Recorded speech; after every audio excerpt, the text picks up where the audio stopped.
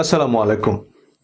এই ভিডিওতে religious mindset video সিরিজের মূল বক্তব্য সংক্ষেপে উপস্থাপন করব এবং এ বিষয়ে আমার সদ্য প্রকাশিত রিলিজিয়াস মাইন্ডসেট বিশ্বাসের ঢেকে গেলা বইয়ের কিছু অংশ শেয়ার করব।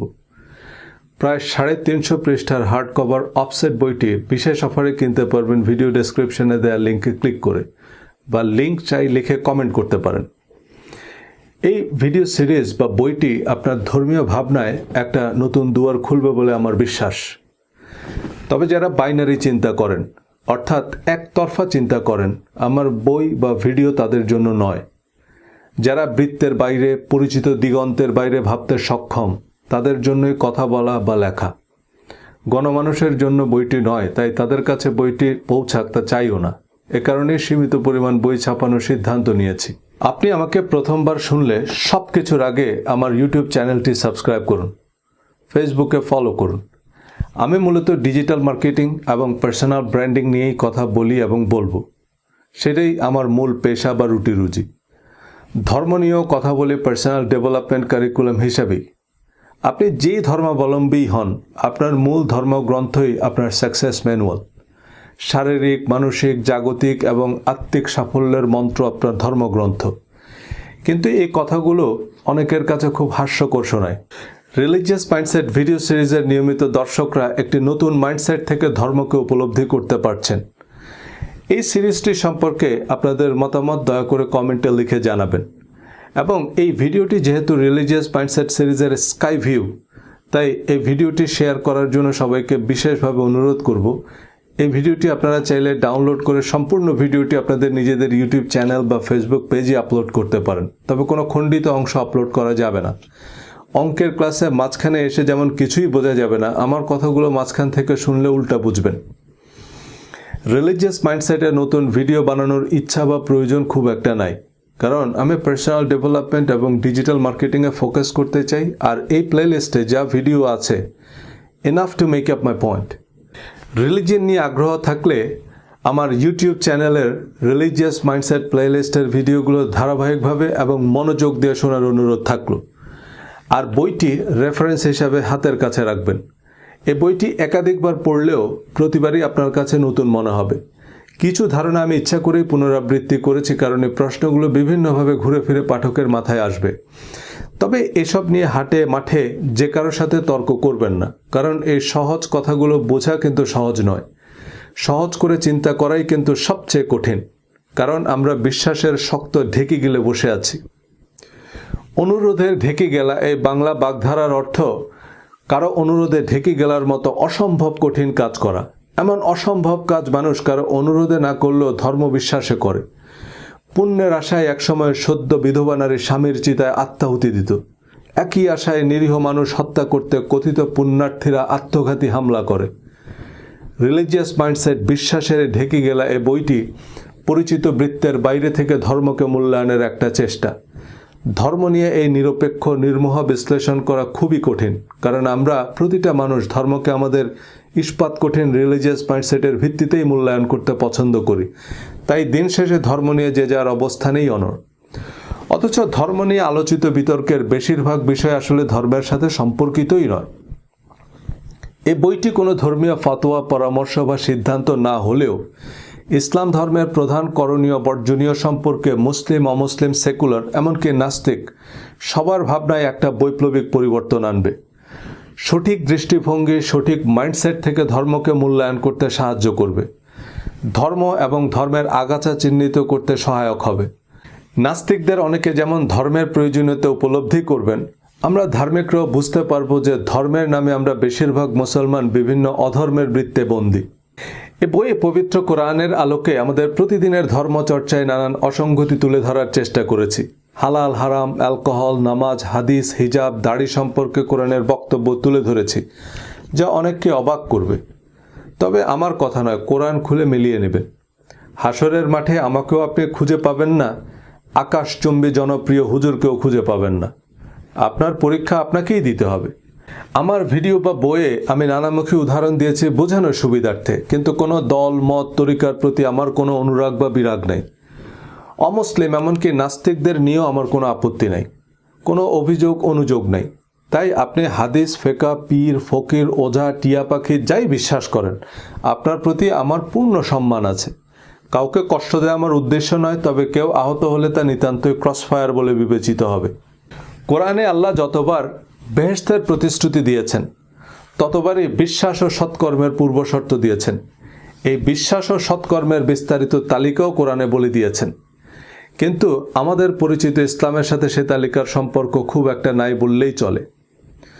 কোরআনের বিশ্বাস ও সৎকর্মের তালিকা যদি আমাদের প্রতিদিনের ধর্মচর্চার ভিত্তি হতো, তবে ইসলাম ধর্মের কোনো প্রচারণার প্রয়োজন পড়তো না, বিতর্কের তো প্রশ্নই উঠত না।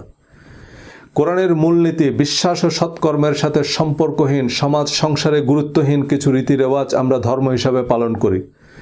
বিভিন্ন ব্যক্তি বা গোষ্ঠীর কথিত ধর্মীয় মতবাদ প্রতিষ্ঠায় চরম পন্থা অনুসরণ করে ধর্মকে গেলার অযোগ্য ঢেকি বানিয়েছি।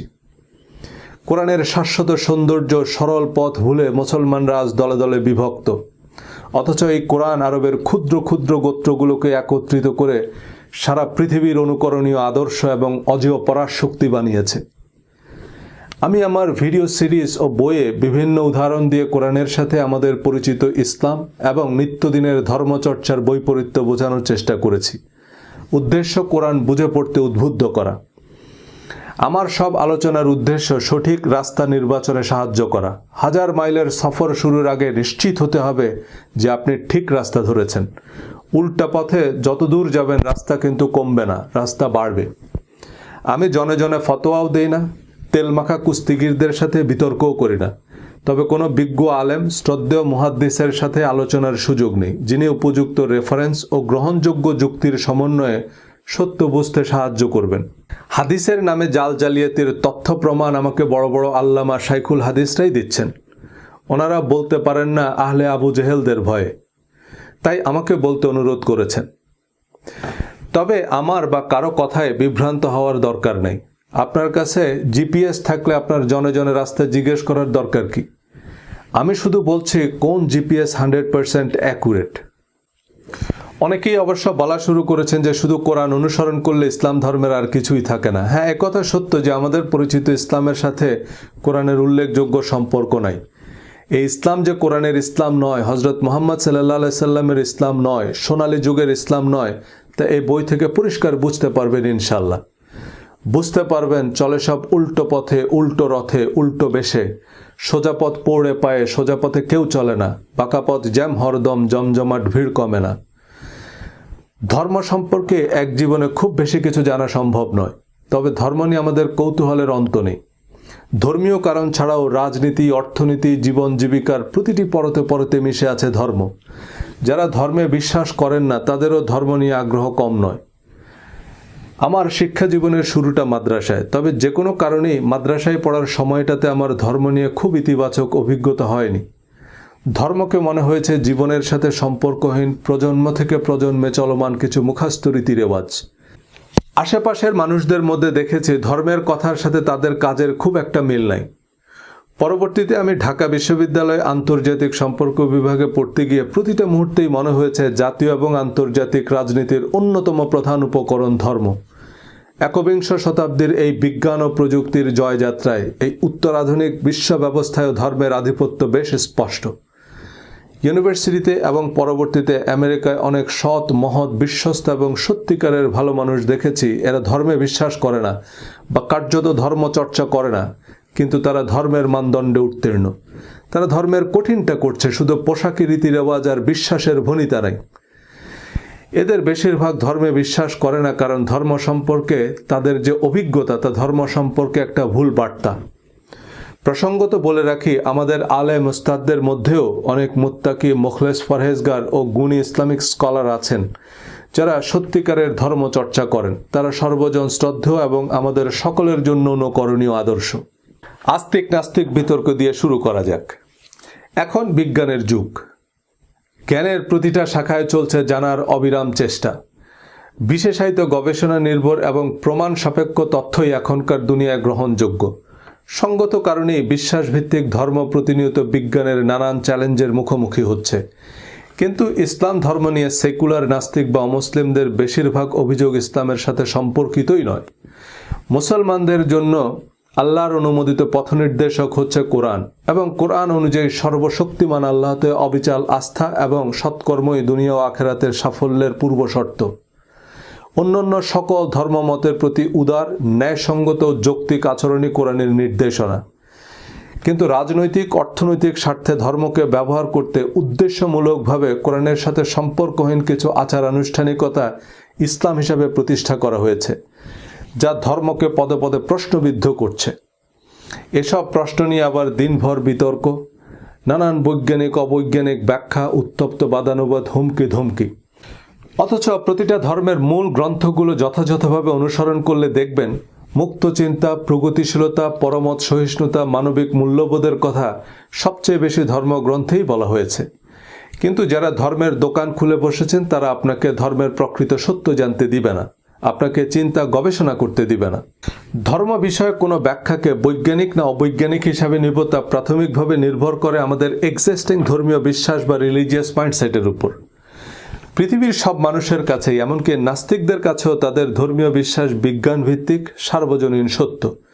কিন্তু বিজ্ঞান মানে যেটা আমরা বিশেষভাবে জানি, যে সম্পর্কে আমাদের কাছে এভিডেন্স আছে, আর বিশ্বাস হচ্ছে যে সম্পর্কে আমাদের কোনো জ্ঞান নেই বা আমাদের কাছে কোনো প্রমাণপত্র নেই, তবুও সত্য বলে মেনে নিয়েছি। বিশ্বাসের সাথে বিজ্ঞানের পার্থক্য নিয়ে আস্তিক নাস্তিক অনেকেই আমার কিছুটা দ্বিধাবিভক্ত মনে হয়েছে। অনেকে বিজ্ঞানের দোকান খুলে ধর্মকে বৈজ্ঞানিকভাবে প্রমাণের চেষ্টা করেন, কিন্তু যেটা প্রমাণিত তা তো আর বিশ্বাস নয়, তার নাম বিজ্ঞান বা হিকমা। আল্লাহ কিছু জিনিসের প্রতি ঈমান বা বিশ্বাস করতে বলেছেন, ইলম বা জানতে বলেননি, প্রমাণও করতে বলেননি। আল্লাহর অস্তিত্ব, আসমানি কিতাব, পরকাল, ফেরেশতাদের সম্পর্কে আমরা কিছুই জানি না, এবং আমাদের জীবদ্দশায় জানা সম্ভবও হবে না। কিন্তু আমাদেরকে কি জানতে বলা হয়েছে না বিশ্বাস করতে বলা হয়েছে? বিশ্বাস। আল্লাহর অস্তিত্ব প্রমাণ করতে হলে সেটা আল্লাহই সবচেয়ে ভালো করতে পারতেন। তিনি সরাসরি মানব জাতির উদ্দেশ্যে ভাষণ দিতে পারতেন। আল্লাহ আমাদের বিশ্বাস করতে বলেছেন, সো আমাদের কাজ বিশ্বাস করা। আল্লাহর অস্তিত্ব, ফেরেশতাদের অস্তিত্ব প্রমাণ করে বেড়ানো নয়। ঈমান, বিশ্বাস বা বিলিফ শব্দগুলোর অর্থই হচ্ছে যা জানি না বা যে ব্যাপারে আমাদের কাছে কোনো এভিডেন্স নাই তা সত্য বলে মেনে নেয়া। অবশ্যই সে বিশ্বাসের কিছু যৌক্তিক কারণ আছে, কিন্তু বিশ্বাস বা অবিশ্বাস কোনোটাই প্রমাণ করা যায় না। বিজ্ঞান মানে কোনো অতিপ্রাকৃতিক তেলেসমতি ব্যাপার না। সোজা বাংলায় বিজ্ঞান মানে বিশেষ জ্ঞান, কোনো বিষয়কে বিশেষভাবে জানা। ধর্মকে বুঝতে হলে ধর্ম সম্পর্কে বিশেষভাবে জানার চেষ্টা করতে হবে। শুধু শুধু টলেমি, কোপার্নিকাস, ডারউইন মারউইন কপচালেই একটা বিরাট বৈজ্ঞানিক আলোচনা হয়ে গেল, এমনটা আমার মনে হয় না। ডারউইনকে ভুল প্রমাণ করলে ঈশ্বরের অস্তিত্ব প্রমাণ হয়ে যাবে কিভাবে? আমেরিকার বড় বড় চার্চ, হার্ভার্ড ইউনিভার্সিটির ধর্মতত্ত্বের অধ্যাপকরা ডারউইনের তত্ত্বকে বাইবেলের সাথে সাংঘর্ষিক বলেনি, বরং অনেক ধর্মতাত্ত্বিক ডারউইনের তত্ত্বকে স্বাগত জানিয়েছেন। যে বিবর্তনের যে প্রক্রিয়া ডারউইন ব্যাখ্যা করেছেন, this is the natural way how god creates life. কিন্তু পরবর্তীতে থমাস হ্যাক্সলি বানরের বিবর্তনের মাধ্যমে মানুষের আকৃতির যে ক্যারিকেচার তৈরি করেন, এটা হয়ে গেল বিবর্তনবাদের প্রতীক। আর ডারউইনিজম মানে দাঁড়ালো মানুষ বানর ছিল। আবার ডারউইন যাই বলেছে তা তার জন্য এবং সংশ্লিষ্ট ডিসিপ্লিনের যারা ছাত্র, শিক্ষক, গবেষক তাদের জন্য বিজ্ঞান, কারণ সে বিষয়ে তাদের বিস্তর গবেষণালব্ধ বিশেষ জ্ঞান আছে। কিন্তু সে বিষয়ে বিশেষ জ্ঞান তো দূরে থাক, কোনো জ্ঞানই তো আমার নাই। এখন কোনো ব্যক্তিগত বিচার বিশ্লেষণ ছাড়া নাসা, হকিংস, ডারউইন, কোপার্নিকাসের নিঃশর্ত বিশ্বাস স্থাপন কি বৈজ্ঞানিক? তবে এসব বিতর্ক নাকি নাস্তিকদের যাবতীয় যুক্তির দাঁত ভাঙ্গা জবাব। আমার কৌতূহল হচ্ছে, আপনাকে দাঁত ভাঙতে বলছে কে? দাঁত ভাঙতে গিয়ে তো আপনি ধর্মের সৌন্দর্যই নষ্ট করে ফেলেছেন। ধর্মে মানুষ আকৃষ্ট হয় ধার্মিকের চারিত্রিক সৌন্দর্যে। অপ্রয়োজনীয় বিতর্কের দাঁত ভাঙ্গা রসদ মানুষকে ধর্ম থেকে দূরে ঠেলে দেয়, ধর্ম বিদ্বেষী বানায়। যুগে যুগে দেশে দেশে যারা ধর্ম প্রচার ও প্রতিষ্ঠা করেছেন তারা চরম আত্মত্যাগ, পরম ধৈর্য আর সর্বোত্তম আচরণ দ্বারা মানুষকে ধর্মে আকৃষ্ট করেছেন। ধর্ম প্রচারের ক্ষেত্রে কোরআনের নির্দেশ হচ্ছে, তোমরা প্রজ্ঞা ও উত্তম কথার দ্বারা মানুষকে আল্লাহর পথে ডাকো। কিন্তু প্রজ্ঞা ও উত্তম কথা বললে আপনি ইহুদির দালাল, র এজেন্ট। হিন্দু, খ্রিস্টান আর নাস্তিকদের কষিয়ে গালি দিয়ে বসিয়ে দিতে পারলে আপনি দায়ী ইলাল্লাহ। ধর্ম প্রচারের ক্ষেত্রে ভিন্ন মতকে ভ্রান্ত প্রমাণের যে নীতি আমাদের ধর্মগুরুরা নিয়েছেন এবং ভক্তদের হাতে বিতর্কের যে বিষাক্ত তীর তুলে দিয়েছেন, তা শেষ পর্যন্ত তাদেরকেই আঘাত করেছে। এই উত্তপ্ত বিতর্ক শুধু আস্তিক নাস্তিক, হিন্দু মুসলমান, শিয়া সুন্নিতেই থেমে নেই। জাকির নায়েক, মাওলানা মওদুদী, নোমান আলী, ইয়াসির কাদি, ডক্টর আবদুল্লাহ জাহাঙ্গীর, আব্বাসী, আজহারি সবাইকেই ভ্রান্ত, ভ্রষ্ট, কাফের, মুনাফেক, মুনকারিনে হাদিস, দালাল, জঙ্গি এমন গালিগালাজ শুনতে হচ্ছে। আল্লাহর দৃষ্টিতে ভালো কাজ বা সৎকর্ম হচ্ছে সচ্ছল অসচ্ছল অবস্থায় দান করা। যাদের উপর রাগ ঝাড়তে পারবেন বা রাগ করার খুব যৌক্তিক কারণ আছে, যাদের চাইলে শায়েস্তা করতে পারবেন বা শায়েস্তা করা উচিত, তাদের আল্লাহর ওয়াস্তে ক্ষমা করে দেয় এই সৎকর্ম। রাত জেগে তাহাজ্জুদের নামাজ পড়া সহজ, কিন্তু অসচ্ছল অবস্থায় দান করা, সে দানের প্রচার বা খোটা না দেয়া, সর্বাবস্থায় প্রতিশ্রুতি রক্ষা করা, বিশেষ পরিস্থিতিতে রাগ দমন করা, সব মানুষকে নিঃশর্ত ক্ষমা করা, সংকটে সংগ্রামে ধৈর্য ধারণ করা এভারেস্ট জয় করার চেয়েও কঠিন। আর এই অগ্নি পরীক্ষায় উত্তীর্ণরাই জান্নাতের সুসংবাদ প্রাপ্ত। 5 বার ওযুর পর শাহাদা পাঠ করলেই জান্নাতের 8টি দরজা খুলে দেওয়া হবে, এমন প্রতিশ্রুতি আল্লাহ কোরআনে দেননি এবং নবীজিকে এই জাতীয় কোনো কথা বলতেও বলেননি। একইভাবে অবিশ্বাস, অনাস্থা ও অসৎকর্মই নরকের পথে নিয়ে যাবে। যারা মানুষের সম্পদ অন্যায়ভাবে ভোগ করে, কথায় আচরণে মানুষকে কষ্ট দেয়, ইয়াতিমকে রূঢ়ভাবে তাড়িয়ে দেয়, দরিদ্রদের খাদ্যদানে উৎসাহ দেয় না, পারতপক্ষেও ছোট ছোট বিষয়ে মানুষকে সাহায্য করে না, অনর্থক আলাপে মগ্ন থাকে, সমাজে নৈরাজ্য সৃষ্টি করে, মিথ্যা সাক্ষ্য দেয়, প্রতিশ্রুতি ভঙ্গ করে, আমানতের খেয়ানত করে, কোরআন তাদেরকে জাহান্নামের হুঁশিয়ারি দিয়েছে। শুধু নামাজ, রোজা, তাওয়াব, তেলাওয়াতের জন্য তো মানুষকে দুনিয়াতে পাঠানোর দরকার ছিল না। দুনিয়া আখেরাতের আদর্শ পরীক্ষাগার, কারণ এখানে আমাদের শত রকমের দুশ্চিন্তা, অনিশ্চয়তা, অভাব, অনটন, রোগ, শোক, ব্যবসা বাণিজ্য, দেশ, জাতি, কত রকমের স্বার্থের দ্বন্দ্ব। এসবের ভেতর দিয়ে আমরা কতখানি ধর্মের প্রকৃত আদর্শে অটল থাকি, সেটাই আমাদের পরীক্ষা। যে মানুষ শতভাগ ধর্মীয় মূল্যবোধে শক্তিমান, আখেরাতের কথা বাদ দিলাম, সে মানুষ দুনিয়াতেই অবিসংবাদিত, অনুকরণীয় আদর্শ। এ ভালো কাজগুলো কিন্তু আমাদের আলেমরাও করছেন। বাংলাদেশের হাফেজে কাওমি এবং অন্যান্য মাদ্রাসায় অনেক এতিম সুবিধা বঞ্চিতরা পড়ছে। এ অনাথ অসহায় ছাত্রদের দায়িত্ব কিন্তু আমাদের হুজুররা নিয়েছেন। এটা অনেক বড় ইবাদত, কিন্তু কিছু হিরো আলেমদের হাস্যকর কাণ্ডকীর্তি পুরো আলেম সমাজ, মাদ্রাসা শিক্ষা এবং ইসলাম ধর্মকেই প্রশ্নবিদ্ধ করছে। কোরআন তথা ধর্ম হচ্ছে জীবন বিধান, কিন্তু কোরআনকে পাশ কাটিয়ে জীবনের সাথে সম্পর্কহীন, সমাজ সংসারে গুরুত্বহীন কিছু পোশাক আশাক, দোয়া, তাবিজ, রীতি রেওয়াজকে আমরা ধর্ম হিসাবে চর্চা করি। কিন্তু কোরআন যেসব করণীয় বর্জনীয় বলে দিয়েছে, সেসব ছায়ার মতো অনুসরণ করলে শুধু আখেরাত নয়, দুনিয়ার জীবনও হবে প্রাপ্তিতে, প্রশান্তিতে পরিপূর্ণ। কিন্তু কোরআন বহির্ভূত বা কোরআনের সাথে সঙ্গতিহীন এই ধর্মচর্চার ভিত্তি কি? কোরআনের ব্যাখ্যা, বিশ্লেষণ, শানে নজুল বা তাৎপর্য শিরোনামে প্রচলিত হাদিস, তাফসির বা ফিকার কিতাবগুলোকে কোরআন শরিয়ার ভিত্তি হিসাবে অনুমোদন দেয়। সেই অনুমোদনের মূলনীতি বা মানদণ্ড কি? আমার বন্ধু শিক্ষকদের অনেকেই বেশ বড় বড় ইসলামিক স্কলার। আমি তাদের কাছ থেকে প্রশ্নগুলোর উত্তর জানার চেষ্টা করেছি। আমাদের প্রধান প্রধান ধর্মাচারের সাথে কোরআনের সম্পর্ক খোঁজার চেষ্টা করেছি। ইসলামে পোশাক, নামাজ, জাকাত, অ্যালকোহল, সুদ, হালাল হারাম, বিবাহ বহির্ভূত সেক্স, জিহাদ, ইসলাম ধর্মের অতি পরিচিত বিষয়াদি নিয়ে প্রশ্নবোধক আলোচনা করেছি ইউটিউবে। সেসব ভিডিওতে প্রাপ্ত রেফারেন্স বা মতামতের ভিত্তিতে সম্পূরক ভিডিও বানিয়েছি। কোনো পূর্ব নির্ধারিত সিদ্ধান্তকে প্রমাণের চেয়ে ধর্ম সম্পর্কে জানাকে প্রধান উদ্দেশ্য করে গবেষণা চালিয়েছি। এসব বিষয়ে কোরআনের মূলনীতি বোঝার চেষ্টা করেছি। সে গবেষণার ভিত্তিতে কোরআনের আলোকে ইসলাম ধর্মের প্রকৃত সৌন্দর্য সামনে আনার চেষ্টা করেছি এ বইয়ে, যা একই সাথে মুসলমানদের মধ্যে নিজেদের ধর্ম নিয়ে গর্বের অনুভূতি তৈরি করবে, কোরআন পড়ার বোঝার আগ্রহ তৈরি করবে, আবার নাস্তিক অমুসলিমদের মধ্যেও কোরআন ও ইসলাম সম্পর্কে ইতিবাচক ধারণা তৈরি করবে। বিশেষজ্ঞ কয়েকজন ইসলামিক স্কলার, মুফতি, শাইখুল হাদিস, অধ্যাপক ও কোরআন গবেষক বইটি বিশেষ গুরুত্বের সাথে রিভিউ করেছেন, গুরুত্বপূর্ণ মতামত দিয়েছেন। সেসব মতামতের ভিত্তিতে সংযোজন, বিয়োজন, সংশোধনের জটিল প্রক্রিয়ার ভিতর দিয়ে বইটি প্রকাশের জন্য প্রস্তুত করা হয়েছে।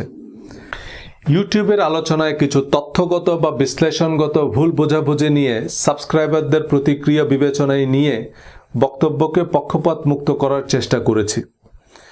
আমি কোরআনের সীমার মধ্যে থেকে আলোচনা করেছি, কিন্তু সে বিশ্লেষণ সেকুলার, অমুসলিম বা নাস্তিকদের কাছেও গ্রহণযোগ্যতা পাওয়ায় আমি আশাবাদী যে প্রকৃত ধর্মের যে সৌন্দর্য তা সার্বজনীন। ধর্ম জিনিসটা আসলে কি? কোনো বস্তু বা পদার্থের ধর্ম বলতে আমরা খুব সহজেই বুঝি সে বস্তু বা পদার্থের সহজাত বৈশিষ্ট্য, যেমন আগুনের ধর্ম তাপ দেয়া বা পুড়িয়ে ফেলা। একজন মানুষের বেলাতে কথাগুলো সমানভাবে প্রযোজ্য। আমার আপনার ধর্ম মানে আমাদের সহজাত বৈশিষ্ট্য বা আমাদের স্বতঃস্ফূর্ত বিশ্বাস, ভাবনা বা আচরণ। এই সহজাত বৈশিষ্ট্যকে ধর্মনিরপেক্ষ দৃষ্টিকোণ থেকে বলা হয় অ্যাটিটিউড বা মানসিকতা। এই অ্যাটিটিউড মানে আপনি স্বয়ংক্রিয়ভাবে যা করেন। পজিটিভ অ্যাটিটিউড বলতে আমরা বুঝি তিনি অভ্যাসবশত ভালো কাজ করেন, তিনি সবসময় সত্য কথা বলেন, মানুষের সাথে সুন্দর আচরণ করেন, চুরি করেন না, দায়িত্ব অবহেলা করেন না, প্রতারণা করেন না, অসৎ পন্থা অবলম্বন করেন না, অনর্থক আলাপে মগ্ন থাকেন না, প্রতিশ্রুতি ভঙ্গ করেন না। পৃথিবীর যে কোনো প্রতিষ্ঠান নতুন কর্মী বা কর্মকর্তা নিয়োগের সময় এই গুণগুলো নিশ্চিত হতে চায়, কারণ এই মানুষগুলোকে নিয়ে কর্মক্ষেত্রে কোনো অভিযোগ অনুযোগ থাকে না, এদের সার্বক্ষণিক নজরদারির মধ্যে রাখতে হয় না। আর নেগেটিভ অ্যাটিটিউড মানে এরা অকারণে মিথ্যা কথা বলে, খারাপ ভাষায় তর্ক করে, অনর্থক কথায় বা কাজে মগ্ন থাকে, সুযোগ পেলেই চুরি করে, আমানতের খেয়ানত করে, প্রতিশ্রুতি ভঙ্গ করে, দায়িত্বে অবহেলা করে, প্রতিবেশী বা সহকর্মীকে সাহায্য করে না।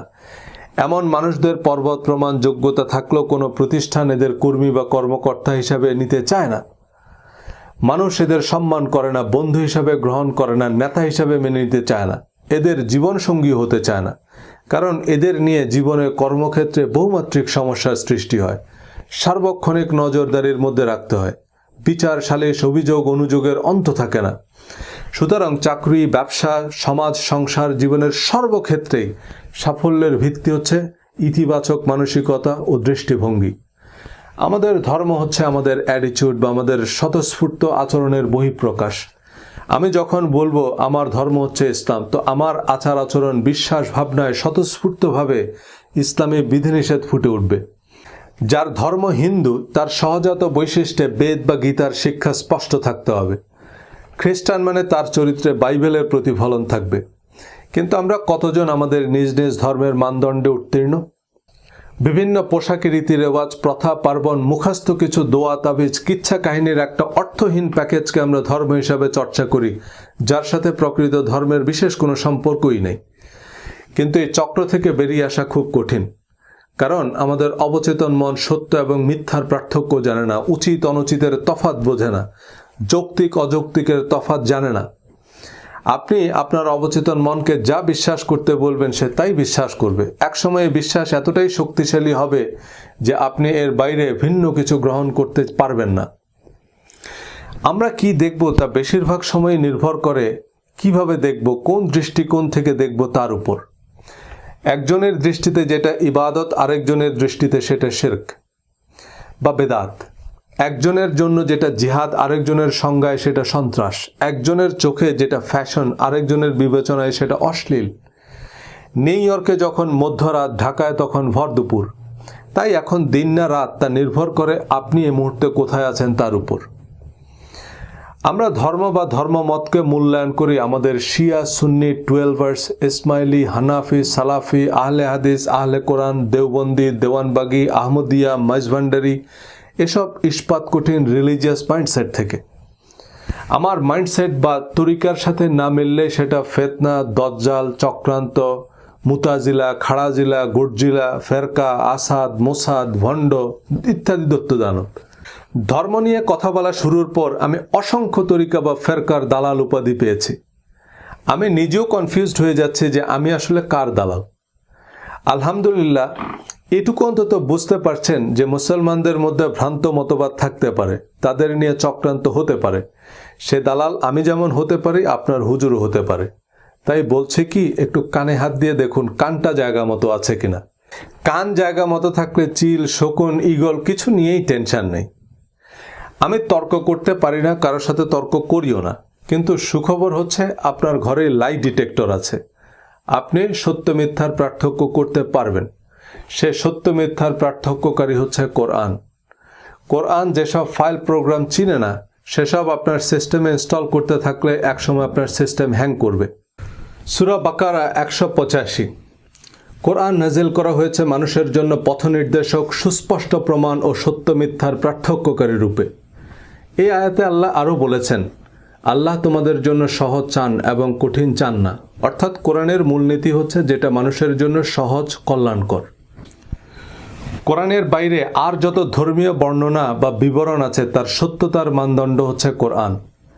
দেওবন্দ, মদিনা, আল আজহার, তেহরান ইউনিভার্সিটিতে সারা জীবন গবেষণা করেও কোরআন বহির্ভূত হাদিস বা ঐতিহাসিক তথ্যের সত্যতা নিশ্চিত হওয়া সম্ভব নয়। হাজার বছরের গবেষণার পরও এ পণ্ডিতরা ঐক্যমতে পৌঁছাতে পারেনি। কোনো নির্দিষ্ট হাদিস বা ঐতিহাসিক তথ্যের পক্ষে যত যুক্তি দেয়া হোক না কেন তা বিশ্বাস, যা সবাই নিজেদের মাযহাবের অনুমোদন অনুযায়ী বিশ্বাস করে। ইসলামের যে ইতিহাস আতাউর রহমান মিয়াজির মতো সুন্নি ইতিহাসবিদরা জানেন, তেহরান ইউনিভার্সিটির হাদিসের অধ্যাপকরা তা বিকৃত মিথ্যা ইতিহাস বলেই বিশ্বাস করেন। কোরআন সকল সন্দেহের ঊর্ধ্বে এবং মুত্তাকিদের জন্য জিপিএস বা পথ প্রদর্শক। কোরআনে আল্লাহ বহুবার বলেছেন, আমি তো কোরআনকে সহজ করে দিয়েছি উপদেশ গ্রহণের জন্য। আল্লাহ নবীকে বলেছেন, আমি তোমার উপর এই কিতাব নাজিল করেছি সকল বিষয়ের সুস্পষ্ট বিবরণ এবং মুসলমানদের জন্য গাইডেন্স, ক্ষমা ও সুসংবাদ হিসাবে। অনেকেই কোরআনের অনেক রূপক, উপমা, রহস্যময় আয়াতকে পুঁজি করে প্রশ্ন করেন যে কোরআন থেকে এসব আয়াতের অর্থ বোঝা সম্ভব নয়। খুবই যৌক্তিক, কিন্তু তা আমাদের বোঝার প্রয়োজনও নেই। আল্লাহ পবিত্র কোরআনে বলেছেন, তিনি তোমার উপর কিতাব নাজিল করেছেন, তার মধ্যে রয়েছে মুহকাম আয়াতসমূহ, যেগুলো কিতাবের মূল, আর অন্যগুলো মুতাশাবিহ। ফলে যাদের অন্তরে রয়েছে সত্য বিমুখ প্রবণতা, তারা ফিতনার উদ্দেশ্যে এবং ভুল ব্যাখ্যার অনুসন্ধানে মুতাশাবিহ আয়াতগুলোর পিছনে লেগে থাকে, অথচ আল্লাহ ছাড়া কেউ এর ব্যাখ্যা জানে না। অর্থাৎ কোরআনের মুহকাম, হুকুম, আহকাম বা বিধিবিধান সংক্রান্ত আয়াতগুলো সহজ এবং স্পষ্ট। সূরা বাকারার 185 এবং 187 এ দুটি আয়াত যে কোনো অমুসলিমকে দিলেও সে রোজার বিস্তারিত বিধিবিধান বলে দিতে পারবে।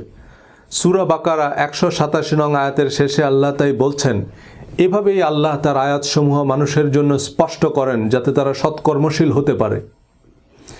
কোরআনের বিধিবিধান আপনি পরিষ্কার বুঝবেন, কিন্তু আপনি যে বুঝেন নাই বা বিষয়টা যে এত সহজ নয়, এ হাইকোর্ট দেখাতে বাদশাহ আলমগীরের ফতোয়াপিডিয়া লাগবে, যাতে শত শত ফিকহ কিতাবের পরস্পর বিরোধী রায় আছে।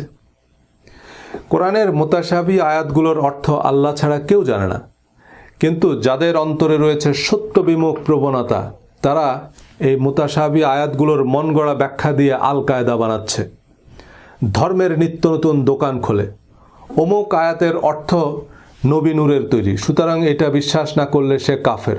কাফেরের পিছনে নামাজ পড়লে নামাজ হবে না, সুতরাং নূর পার্টির আলাদা মসজিদ বানানো লাগবে। অথচ নবী নূরের তৈরি না মাটির তৈরি আল্লাহই ভালো জানেন। আমাদের আদার ব্যাপারে জাহাজের খবর নেওয়ার দরকার কি? এই রূপক মুতাশাবিহ আয়াতের অযাচিত ব্যাখ্যা দিয়ে ধর্মকে গেলার অযোগ্য ঢেকি বানানো হয়েছে। এটা বিশ্বাস করলে কাফের, আবার না বিশ্বাস করলেও কাফের। ইমাম আবু হানিফা কাঁকড়া খাওয়াকে হারাম বলেছেন, সুতরাং কাঁকড়া খাওয়া হারাম, আর হারামকে হালাল মনে করলে সে কাফের। আবার আরেক ইমাম কাঁকড়া খাওয়াকে হালাল ফতোয়া দিয়েছেন, তো সেই ইমাম কাফের হননি? শেষ পর্যন্ত আমাদের সামনে অপশন হচ্ছে, আমরা কি মাদানী হুজুরকে মানব না আজহারি হুজুরকে মানব। কোরআনে আল্লাহ বলেছেন, হে মানুষেরা, তোমরা সকলে তোমাদের নিকট তোমাদের প্রভুর কাছ থেকে যা নাজিল হয়েছে তার অনুসরণ করো এবং তাকে ছাড়া অন্য কিছু অনুসরণ করো না। মৃত্যুদণ্ডের বিধানসহ ইসলামী শরিয়ার অসংখ্য দণ্ডবিধি আছে যার ভিত্তি কোরআন নয়। রাসূলের অনুসরণের মোড়কে দিন শেষে বাদশাহ আলমগীরের দ্বীন-ই আলমগীরি অনুসরণ করছি। আল্লাহ কোরআনে বলেছেন, হে নবী, আপনি বলুন, তোমাদের এবং আমার মধ্যে আল্লাহ সাক্ষী, আমার উপর এই কোরআন অবতীর্ণ হয়েছে যাতে আমি এই কোরআন অনুযায়ী তোমাদের এবং যাদের কাছে এই কোরআন পৌঁছায় তাদের সতর্ক করতে পারি। সুতরাং রাসূলের অনুসরণ মানে কোরআনের নিরবিচ্ছিন্ন অনুসরণ। ইসলাম ধর্ম বলতে আমরা বেশিরভাগ মানুষ যা বুঝি, ফরজ, ওয়াজিব, সুন্নত, মুস্তাহাব, মাকরুহ, হারাম, এক কথায় যাবতীয় প্রচলিত ও পরিচিত ধর্মীয় রীতিরেওয়াজের বেশিরভাগেরই অন্যতম প্রধান ভিত্তি হচ্ছে কথিত হাদিস এবং ফিকহ।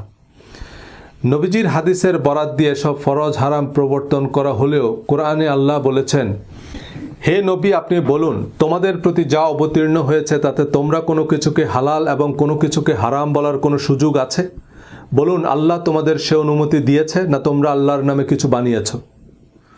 সূরা তাহরিমের শুরুতে আল্লাহ নবীকে বলছেন, হে নবী, আল্লাহ তোমার জন্য যা হালাল করেছেন তুমি কেন তা তোমার জন্য হারাম করছো? হালালকে হারাম বলার অনুমতি আল্লাহ নবীকে না দিলেও ফুকাহায়ে কেরামকে দিয়েছেন। কোরআন সম্পূর্ণ, পরিপূর্ণ এবং অনুমোদিত জীবন বিধান। কোরআন তার নিরবিচ্ছিন্ন অনুসারীদের এক যুগেরও কম সময়ে ধুলামলিন বেদুইন থেকে সারা পৃথিবীর অবিসংবাদিত অধিপতি বানিয়ে প্রমাণ করেছে কোরআন সকল সন্দেহের ঊর্ধ্বে সাফল্যের চিরন্তন পথ প্রদর্শক। কোরআনের সহায়ক বা শরিয়ার উৎস হিসেবে বিবেচিত হাদিস ও ফিকহ স্বরূপ সম্পর্কে আমার ইউটিউব চ্যানেলে বিশদ আলোচনা করেছি, যা অনেককে বিস্মিত করেছে, আবার অনেককে বিরক্ত করেছে।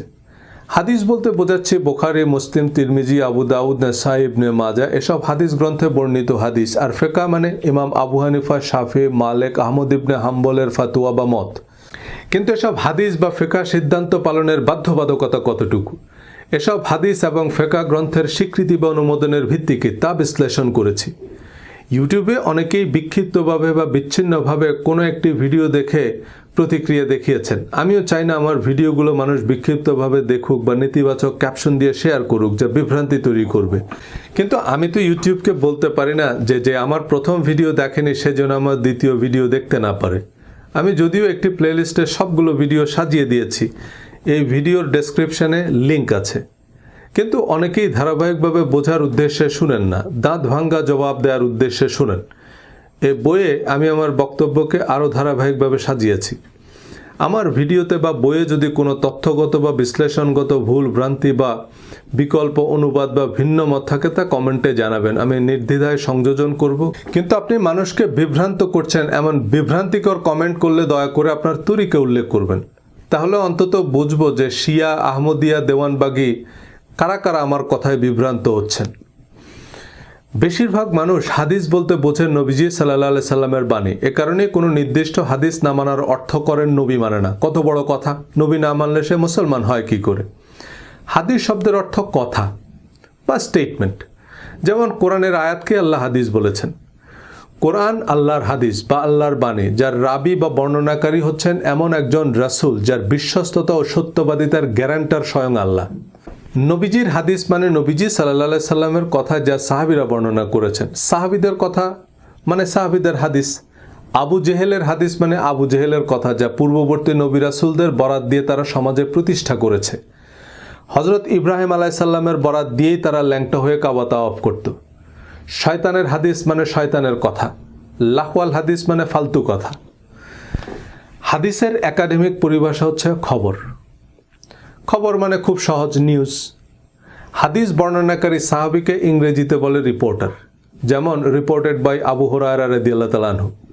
হাদিস সংকলক ইমাম অনেকটা সম্পাদকের মতো, যিনি খবরের সত্যতা যাচাই বাছাই করে প্রকাশ করবেন। কিন্তু হাদিস বা খবর সত্য, মিথ্যা, উদ্দেশ্য প্রণোদিত যে কোনো কিছুই হতে পারে। হাদিস বর্ণনাকারী সাহাবী বা সংকলনকারী ইমামদের নাম বা অনুমোদন কোরআনে নাই। হাদিস বর্ণনাকারী সাহাবী বা সংকলনকারী ইমাম এবং প্রজন্ম থেকে প্রজন্মে যাদের মাধ্যমে আমাদের কাছে পৌঁছেছে তাদের সকলের সত্যবাদিতা ও বিশ্বস্ততার গ্যারান্টার হচ্ছেন আমাদের মাদানী, আব্বাসী বা আজহারি হুজুর। কোরআনে অনির্দিষ্টভাবেও কাউকে নবীজির কোরআন বহির্ভূত হাদিস বা আনঅফিশিয়াল স্টেটমেন্ট সংগ্রহের নির্দেশ দেওয়া হয়নি, এবং সুনির্দিষ্টভাবে কোনো সাহাবের নাম, পরিচয়, বিশ্বস্ততা ও সত্যবাদিতার নিশ্চয়তা দেওয়া হয়নি। বরং কোরআনে আল্লাহ বলেছেন, মদিনাবাসীদের মধ্যে অনেক মুনাফিক আছে, তুমি তাদেরকে চিনো না, আমি তাদেরকে চিনি। নবীজি সাল্লাল্লাহু আলাইহি সাল্লামের সময়ের মুসলমানদের মধ্যে কারা মুনাফিক ছিল তা নবীজিও জানতেন না। কিন্তু আমাদের আজহারি বা আব্বাসী হুজুররা এতটাই নিশ্চিত যে তাদের বর্ণনাকে নবীজির কথা হিসেবে বিশ্বাস না করলে সে কাফের। এই গ্যারান্টি অনেকটা বিল গেটসের $20 বিলিয়ন ঋণ আবেদনে আমার আপনার গ্যারান্টার হওয়ার মতো, যে বিল গেটস দেউলিয়া হয়ে গেলে টাকা আমি দেব। আমি কোত্থেকে দেব জানি না। বিল গেটস দেউলিয়া হয়ে গেলে এই গ্যারান্টারকে খুঁজে পাবেন? কোরআনের সহায়ক হাদিস আমাদের দরকার। হাদিস, ইতিহাস, সিরাত, সাহিত্য ছাড়া কোরআনের কনটেক্সট বোঝা কঠিন। যেমন পত্রিকা বা টিভি নিউজ আদালতকে কোনো ঘটনার পরিপ্রেক্ষিত বুঝতে সাহায্য করে, কিন্তু পত্রিকা রিপোর্ট আদালতে এভিডেন্স হিসাবে গ্রহণযোগ্য নয়। আদালত উপযুক্ত সাক্ষ্য প্রমাণ ছাড়া কোনো পত্রিকার খবরের উপর ভিত্তি করে রায় দেয় না, কারণ খবর উদ্দেশ্য প্রণোদিত হলে তা কনটেক্সট উল্টে দিতে পারে। হাদিসের প্রয়োজনীয়তার সপক্ষে অনেক জোরালো যুক্তি আছে, সেসব যুক্তি আমি বিশেষ গুরুত্বের সাথেই আলোচনা করেছি, কিন্তু বেশিরভাগ বাইনারি প্রশ্নের উত্তর আমার জানা নেই। যেমন কোরআনে তো ভাতের কথা নাই, তাহলে ভাত খান কেন? কোন চাইলের ভাত খাবেন এটা হাদিস ছাড়া কিভাবে জানবো? আমাদের দেশে অনেক বিদেশি কোম্পানি ব্যবসা করে, সব বিদেশি কোম্পানিকে তাড়িয়ে দেওয়া অবাস্তব এবং খুব যৌক্তিক কারণেই এমন হাজারো প্রশ্ন করা যাবে যে বিদেশি তেল ছাড়া গাড়ি চালাবেন কেমনে, এবং খুব যুক্তিসঙ্গত কারণেই ইস্ট ইন্ডিয়া কোম্পানিকে আমাদের দেশে ব্যবসা করতে দেওয়া হয়, কিন্তু তাদের কার্যক্রম ব্যবসার মধ্যে সীমাবদ্ধ থাকেনি। ব্যবসার নামে আসা এই ইংরেজ ভদ্রলোকরা শেষ পর্যন্ত আমাদের সর্বস্ব লুট করে নিয়ে যায়। বহু আন্দোলন সংগ্রাম রক্তের বিনিময়ে অবশেষে মুক্তি মিলেছে। লোকমুখে শোনা কোরআন বিরুদ্ধ উদ্দেশ্য প্রণোদিত জালিয়াত চক্রের হাদিস ইস্ট ইন্ডিয়া কোম্পানির মতো ইসলাম ধর্মের ঘাড়ে চেপে বসেছে। বিশ্ব আশেকে রাসূলের নামে আরামবাগে প্রতি বছর বিশ্ব আশেকে আবু জেহেল সম্মেলন অনুষ্ঠিত হয়। নবীজির নামে প্রচলিত হাদিসের বেশিরভাগ নবীজির কথা নয়। সাইবার সিকিউরিটি বা সাইবার ক্রাইম নিয়ে কথা বলার অর্থ এই নয় যে ইন্টারনেট ছাড়া কেমনে চলবেন। আপনার কম্পিউটারের অপারেটিং সিস্টেম এবং সিকিউরিটি সিস্টেম যে ফাইল চিনে না তাকে ফুল অ্যাক্সেস দেয়া কেমন আত্মঘাতী হতে পারে? যে সাংবাদিক সংবাদ মাধ্যম থেকে আমরা নবীজির এসব অননুমোদিত বক্তব্য পাচ্ছি, আল্লাহর প্রদত্ত কোরআন এদের কাউকেই চিনে না। আল্লাহর ডাটাবেজে এসব সাংবাদিক সম্পাদক সংবাদ সংস্থার নাম নাই। তাহলে হাদিস কি এবং কেন? সাধারণত হাদিস বলতে বোঝায় নবীজির আনঅফিশিয়াল স্টেটমেন্ট যার উল্লেখ কোরআনে নাই। যদিও প্রচলিত হাদিস গ্রন্থে সাহাবী তাবি এবং তাবে তাবিদের স্টেটমেন্টও আছে যা শরিয়ার উৎস হিসেবে বিবেচিত হয়। কারণ কি? কোরআনে আল্লাহ বলেছেন, তোমরা আল্লাহ তার রাসূলের আনুগত্য করো, তোমাদের জন্য রাসূলের জীবনেই আছে উত্তম আদর্শ। একই কথা আল্লাহ ইব্রাহিম আলাইহিস সালাম সম্পর্কেও বলেছেন যে ইব্রাহিম ও তার সাথীদের মধ্যে তোমাদের জন্য রয়েছে উত্তম আদর্শ। তোমাদের জাতির পিতা ইব্রাহিম, তিনিই তোমাদের নাম রেখেছেন মুসলমান। নবীজি ও ইব্রাহিম আলাইহিস সালাম সহ সকল নবীদের সিরাত ও সুন্নত অনুসরণ ইমানের অংশ। হযরত আদম আলাইহিস সালাম থেকে শুরু করে সকল নবীগণের কথা কাজ অনুমোদনের নিঃশর্ত অনুসরণ বাধ্যতামূলক, কিন্তু নবীদের কথা কাজ অনুমোদনের নির্ভুল বিবরণ কেবলমাত্র কোরআনেই আছে। আল্লাহ নবীদের নাম ঠিকানা পরিচয়পত্র সহ কোরআনে উল্লেখ করেছেন। সূরা ইব্রাহিম, সূরা মুহাম্মদ, সূরা নূহ, সূরা ইউসুফ, সূরা আম্বিয়া, সূরা আহজাব, কোরআন জুড়ে আল্লাহ নবীদের হাদিস ও সুন্নতি বর্ণনা করেছেন। হযরত মূসা আলাইহিস সালাম, ঈসা আলাইহিস সালাম, ইব্রাহিম আলাইহিস সালাম কি বলে সালাম দিয়েছেন, আদম আলাইহিস সালাম, জাকারিয়া আলাইহিস সালাম এবং অন্যান্য নবীগণ আল্লাহর কাছে কি দোয়া করেছেন আল্লাহ কোরআনে উল্লেখ করেছেন। আল্লাহর নবীদের মকবুল দোয়া আল্লাহ কোরআনে বলে দিয়েছেন। যারা কোরআনে নবীদের সুন্নত খুঁজে পাননি তারা চশমা চোখে দিয়ে চশমা খুঁজে বেড়াচ্ছেন। আল্লাহ তার রাসূলের আনুগত্য করো এ কথার অর্থ আবু হুরায়রা বা ইমাম বুখারীর স্টেটমেন্টকে নবীজির কথা বলে মেনে নেয়াকে বোঝায় না। আল্লাহর দূত হিসেবে নবীজিকে আল্লাহ ডিপ্লোম্যাটিক পাসপোর্ট দিয়েছেন। নবীজির অফিসিয়াল স্টেটমেন্ট অবিকল সংরক্ষণের দায়িত্ব নিয়েছেন, কিন্তু আবু হুরায়রা বা ইমাম বুখারীর নিবন্ধন সার্টিফিকেটই নাই। কোরআনের সহস্রাধিক আয়াত আছে যেখানে আল্লাহ নবীকে বলেছেন, হে নবী আপনি বলুন, হে নবী আপনি পড়ুন, আপনি করুন, আপনি করবেন না, শুধু কল বা হে নবী আপনি বলুন এই শব্দটা কোরআনে 332টা আয়াতের শুরুতে আছে। পুরা কোরআনের কেন্দ্রীয় চরিত্রই তো নবীজি, কোরআনই তো নবীজির বায়োগ্রাফি।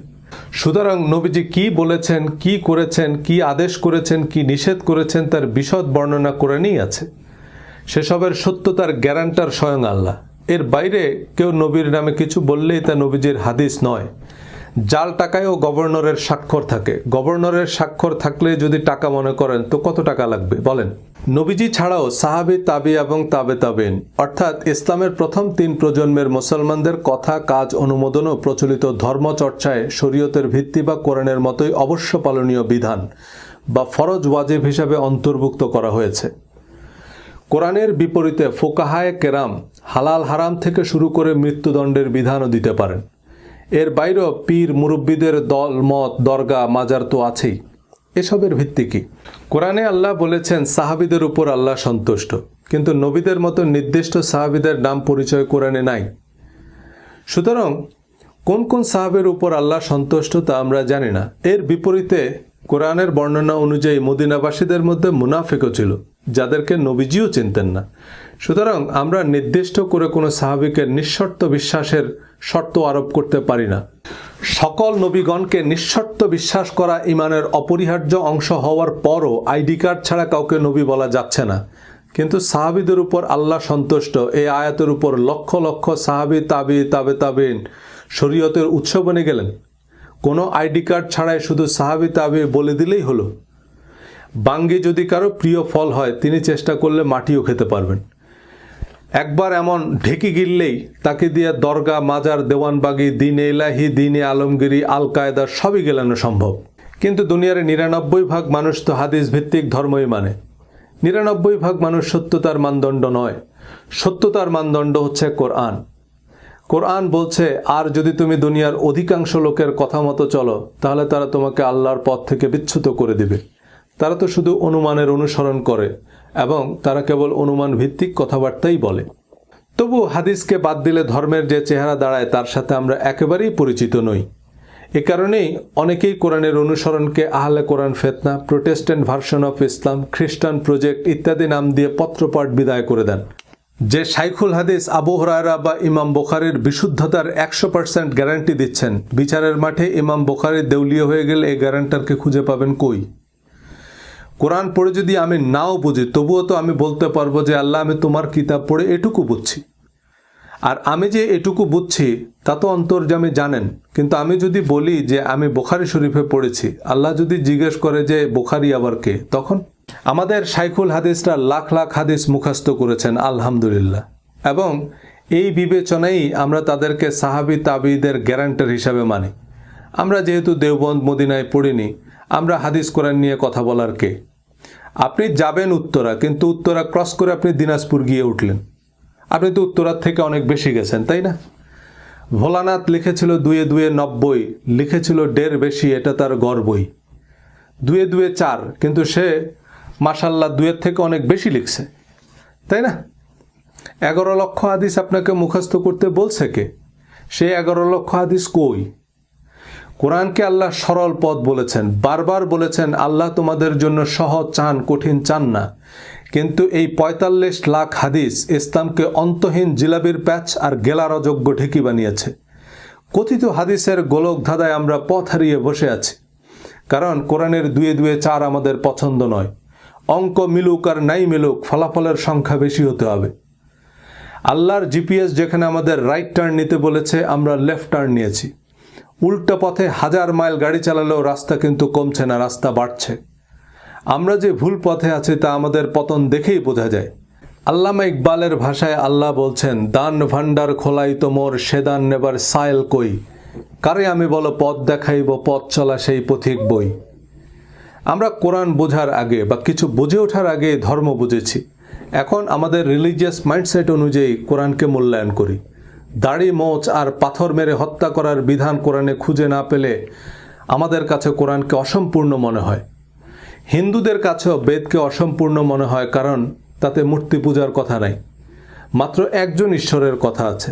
পুলিশের অনেকের কাছে সংবিধানকে অসম্পূর্ণ মনে হতে পারে, কারণ তাতে ক্রসফায়ারের বিধান নাই। ও ভাই, সংবিধানে না থাকলে তা অসাংবিধানিক। কোরআনে না থাকলে তা আল্লাহর বিধান নয়, আবু জেহেলের বিধান। আল্লাহ বলেছেন কোরআন বুঝতে হবে যে কোনো পূর্বানুমানকে মিউট করে। ধর্মকে বিচ্ছিন্ন, বিক্ষিপ্ত বা অসচেতনভাবে বুঝতে গিয়ে আমরা অধর্মের বৃত্তে বন্দী হয়েছি। মাদ্রাসা জীবন শেষে চতুর্মুখী জ্ঞান ও অভিজ্ঞতা হলেও আমরা বুঝতে পারিনি যে কোরআনের কাছে আমাদের জিজ্ঞাসা কি। পৃথিবীর তাবৎ প্রশ্নের উত্তর জানে গুগল, কিন্তু আপনাকে তো জানতে হবে হোয়াট টু আস্ক গুগল। সারা জীবন কোরআন পড়েও অনেক প্রশ্নের উত্তর মেলেনি, কারণ প্রশ্নটাই মাথায় ছিল না। ২০ বছর যে বাড়িতে থাকেন সে বাড়ির কয়টা সিঁড়ি বলতে পারবেন? কোনোদিন তো গুনে দেখিনি, কারণ সিঁড়ির সংখ্যা জানার দরকার কি? আমাদের নামাজ, রোজা, হাদিস, হিজাব, হালাল হারাম, পাপ পুণ্য, ভালো মন্দ সম্পর্কে কোরআন কি বলছে বাড়ির সিঁড়ি গোনার মতো কোনোদিন গুনে দেখিনি। মাদানী হুজুর বলেছে, আজহারি হুজুর বলেছে, ওনারা নিশ্চয়ই গুনেই বলেছে। ওনারাও গোনার দরকার মনে করেননি, কারণ মদিনা আজহারের অধ্যাপকরা বলেছেন, ওনারা তো নিশ্চয়ই গুনেছে। মাদ্রাসায় পাল্টা প্রশ্ন করার কোনো সুযোগ নেই। ইন্টারনেট হুজুরদের জবাবদিহিতার মুখোমুখি করেছে, এখন শিয়া, সুন্নি, আহমদিয়া, আটরশি, কওমি, আহলে হাদিস সবার ওয়াজ আমরা অনলাইনে দেখছি। একজন এক কথা বলছে। আজহারি সাহেবের ফতোয়া আব্বাসি হুজুর মানে না, ইমাম খোমেনির ইসলাম ইমাম সুদাইস জানে না। আমি হাদিস, তাফসির, ইসলামের ইতিহাস, সাহিত্য সবই পড়ি এবং পড়তে উৎসাহ দিই। নবীজি সাল্লাল্লাহু আলাইহি সাল্লাম এবং প্রধান সাহাবীদের জীবনাচরণের নির্ভুল বিবরণ এবং সহিহ হাদিস অনুসরণ আবশ্যক, কিন্তু তা কোরআনের মূলনীতির সাথে সামঞ্জস্যপূর্ণ হতে হবে।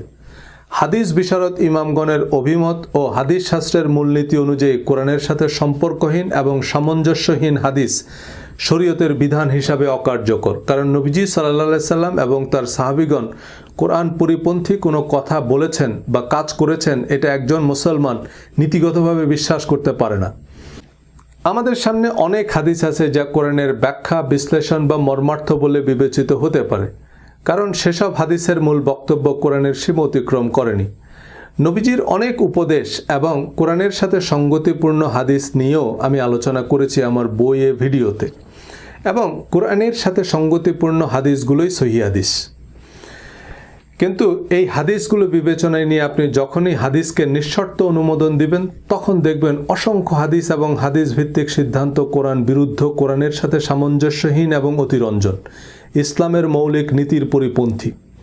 হাদিসের চোরাবালিতে ইসলাম অধ্যায়ে এমন কিছু হাদিস পাশাপাশি আলোচনা করেছি।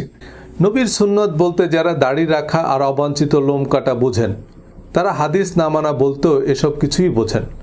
আমি নবীর সুন্নত বলতে আজওয়া খেজুর বুঝি না। হাদিসও আমার আপত্তি আপনার হিজাব, নেকাব বা দাড়ি নিয়ে নয়। মিথ্যা হাদিস ছাপানো জালিয়াত চক্র আমাদের দাড়ি মোচের পক্ষে বিপক্ষে প্রতিযোগিতায় বসিয়ে দিলেও তাদের উদ্দেশ্য ভিন্ন। সূরা মায়দা 44 নং আয়াতে আল্লাহ বলছেন, আর যারা আল্লাহ যা নাজিল করেছেন তার মাধ্যমে বিচার বা ফয়সালা করে না তারাই কাফের। পরের আয়াতে বলেছেন, আর যারা আল্লাহ যা নাজিল করেছেন তার মাধ্যমে বিচার করে না তারাই জালেম। সূরা মায়দা 47 নং আয়াতে আবারও বলেছেন, আর আল্লাহ যা নাজিল করেছেন যারা তার মাধ্যমে বিচার ফয়সালা করে না তারাই ফাসেক বা পাপিষ্ঠ। তিনটি আয়াতে উল্লেখিত ইয়াহকুমের মূল শব্দ হুকুম।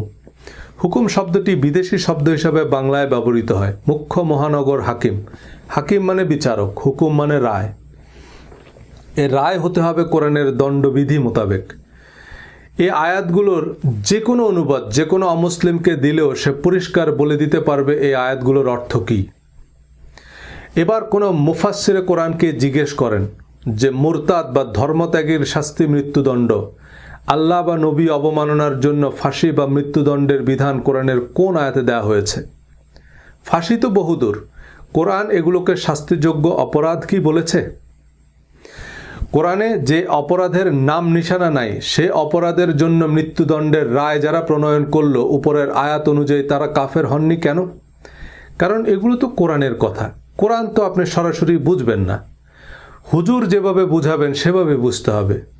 কারণ আল্লাহ তার রাসূলের অনুসরণ করো, আর ওলামারা রাসূলের খলিফা, খলিফারা যা বলবে তাই রাসূলের কথা।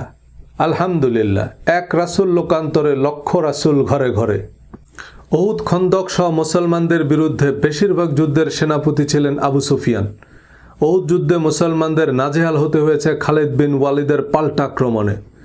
নবীজি সাল্লাল্লাহু আলাইহি সাল্লাম মক্কা বিজয়ের পর ঘোষণা দিলেন যারা আবু সুফিয়ানের ঘরে আশ্রয় নেবে তারা নিরাপদ। এই আবু সুফিয়ানের ছেলে হযরত মুয়াবিয়া কয়েক দশক মুসলিম বিশ্ব শাসন করেন। খালিদ বিন ওয়ালিদ মুসলিম জাহানের প্রধান সেনাপতির পদ পেয়েছেন। অবমাননা নয়, যারা নবীজিকে নিজের ভিটামাটি থেকে উচ্ছেদ করেছে, নবীর বিরুদ্ধে যুদ্ধ করেছে, নবী তাদের কি শাস্তি দিয়েছেন? নিঃশর্ত ক্ষমা ও বিশেষ সম্মান। তো নবীজির নামে মিথ্যা হাদিস বানিয়ে যারা এসব দাঙ্গা হাঙ্গামা করেন তারা কোন নবীর সুন্নত অনুসরণ করেন? ইয়াজিদ নবীর না আবু জেহেল নবীর? আল কায়দা নাকি ইসরায়েল বানিয়েছে মুসলমানদের সুনাম নষ্ট করতে। নবীর নামে এমন জঘন্য মিথ্যা হাদিসের ভিত্তিতে যারা নিরপরাধ মানুষ হত্যার দাবিতে মিছিল করে তাদেরকে কারা বানিয়েছে? যারা আগুন নিয়ে খেলছেন তারা নিজেরাও জানেন না যে এই আগুন তাদেরকে পুড়িয়ে ছারখার করবে। হাদিসের ভিত্তিতে শরিয়া আইন প্রণয়ন করে ইরান, ইরাক, সৌদি আরবে অসংখ্য ইসলামী স্কলারকে ধর্মীয় ভিন্ন মতের কারণে জেল, জুলুম ও মৃত্যুদণ্ড দেওয়া হয়েছে। কোরআনে কেসাসের আয়াতগুলো খুনের বদলে খুন, চোখের বদলে চোখ এমন পরিষ্কার হলেও যে অপরাধে আপনি একজন মুসলমানকে মৃত্যুদণ্ড দিলেন কোরআন অনুযায়ী তা অপরাধী নয়। যে হাদিস অনুযায়ী মৃত্যুদণ্ড দেওয়া হয়েছে, হাদিসের আরেকজন এমিরেটাস অধ্যাপক সে হাদিসকে জাল বলছেন। এ কেমন আইন, এ কেমন জীবন বিধান? এমন জালিয়াতি বেদ বাইবেল নিয়ে হয়েছে। সাধারণ মানুষকে বেদ বাইবেল থেকে দূরে রেখে রিলিজিয়াস এলিটরা সতীদাহ, উইচ হান্ট বা ব্লাসফেমি আইনের নামে সক্রেটিস, ব্রুনোর মতো হাজারো দীপশিখা নিভিয়ে দিয়েছে, হাজারো তরতাজা ফুল স্বামীর চিতায় জ্বালিয়ে দিয়েছে। তারপর রাজা রামমোহন রায় বেদ আর মার্টিন লুথার কিং বাইবেলকে সাধারণ মানুষের বোধগম্য করে অনুবাদ করলেন সে অন্ধকারে আলো জ্বালাতে। কোরআন বুঝে পড়ুন, আলো আসবেই। আজ যে কথাগুলো আমি বলছি, কাল এ কথাগুলো মাদানী আজহারি হুজুররা বলবেন। তাদের একটু অভয় দেন, পরিবেশ তৈরি করুন। তারা সাহস করে সত্যটুকু বললে আমাদের বলতে হয় না, তারা বললে মানুষ আরও উপকৃত হবে। বড় বড় আলেমরাও এ ব্যাপারে একমত যে কোরআনের সাথে অসামঞ্জস্যপূর্ণ হাদিস পরিত্যাজ্য, কিন্তু আলেমদেরও অনেক প্রতিবন্ধকতা আছে, দল মত, পক্ষ বিপক্ষ, স্বার্থের দ্বন্দ্ব বা নানান রকমের হুমকি আছে। চাইলেই সব সত্য বলতে পারেন না। হজরত জায়েদ রাদিয়াল্লাহু তাআলা আনহুর স্ত্রীকে তালাক দেওয়ার পর নবীজির সাথে বিয়ের ঘটনাও কোরআনে পরিষ্কারে লেখা আছে, একেবারে জায়েদ নাম ধরে বলা আছে। কিন্তু হজরত আয়েশার সাথে 6 বছর বয়সে বিবাহ আর 9 বছর বয়সে সেক্স, এটা কোরআনের কোন আয়াতের হিকমা বা তাফসির? বিয়ের সময় হজরত আয়েশা রাদিয়াল্লাহু তাআলা আনহার বয়স কত ছিল তা আমরা জানি না, কারণ তা আল্লাহ আমাদের জানাননি। কেন জানাননি? প্রয়োজন মনে করেননি। কিন্তু এই তথ্য আমাদের কেন লাগবে? কিন্তু নাস্তিকদের লাগবে নবীর চরিত্র হনন করতে। হাদিসের নামে এমন অনেক বর্ণনাই নবীজির জন্য অবমাননাকর। আপনি তো অস্বীকার করতে পারবেন না, কারণ তা বুখারী শরীফের সহিহ হাদিস। নবীজির নামে ফেসবুকে আপত্তিকর কিছু লিখলে আমাদের রক্ত টকবক করে ওঠে, কিন্তু হাদিসের নামে যারা নবীকে নিষ্ঠুর, অবিবেচক, ডিক্টেটর হিসেবে উপস্থাপন করছে তাদের রাহিমাহুল্লাহ বলি। মাঙ্কি ট্র্যাপ সম্পর্কে আপনারা অনেকেই হয়তো জানেন। বানর খালি হাত ঢুকাতে পারে এমন ছোট হোলওয়ালা একটা বাক্সে কিছু বাদাম রেখে দেয় শিকারীরা। বানর হাত ঢুকিয়ে বাদাম নেওয়ার পর আর মুষ্টিবদ্ধ হাত বের করতে পারে না। বলবেন বাদাম ছেড়ে দিলেই তো হয়, কিন্তু বানর বাদাম ছাড়ে না, কারণ এই সহজ বুদ্ধিখানা অতি চালাক বানরের নাই। এত বড় বড় মুহাদ্দিস, শাইখুল হাদিস, ইসলামী বিশ্ববিদ্যালয়ের অধ্যাপকরা কি কম জানেন? বেনারস হিন্দু ইউনিভার্সিটি সহ সারা বিশ্বের শত শত হিন্দু, খ্রিস্টান, জিউইশ, বুদ্ধিস্ট ইউনিভার্সিটি আছে। সেখানেও রামায়ণ, মহাভারত, ত্রিপিটক, বাইবেল, গীতার শত সহস্র প্রফেসর আছেন। সারা জীবন পড়াশোনা করে তারা কোরআনকেই মানছে না, হাদিস তো বহুদূর। কারণ সারা জীবনের পড়াশোনা বা মদিনা আল আজহারের পিএইচডি ডিগ্রি সত্যতার মানদণ্ড নয়। একজন মুসলমান হিসাবে কোরআন আমার বাধ্যতামূলক বিশ্বাস। কোরআনই আমার কাছে একমাত্র কোষ্ঠী পাথর, আর এই কোরআন বলছে কোরআন সম্পূর্ণ, পরিপূর্ণ এবং শতভাগ প্রায়োগিক। তাফসির, জীবনী, হাদিস বা ইতিহাস হিসাবে নবীজির যত আনঅফিসিয়াল স্টেটমেন্ট আছে তা ধর্মীয় বিধানের ভিত্তি হিসাবে বিবেচনার ক্ষেত্রে প্রধান এবং প্রথম মূলনীতি হচ্ছে তা অবশ্যই কোরআনের সাথে সঙ্গতিপূর্ণ হতে হবে। কোরআনের সাথে কন্ট্রাডিক্টরি হাদিস আবু জেহেলের হাদিস।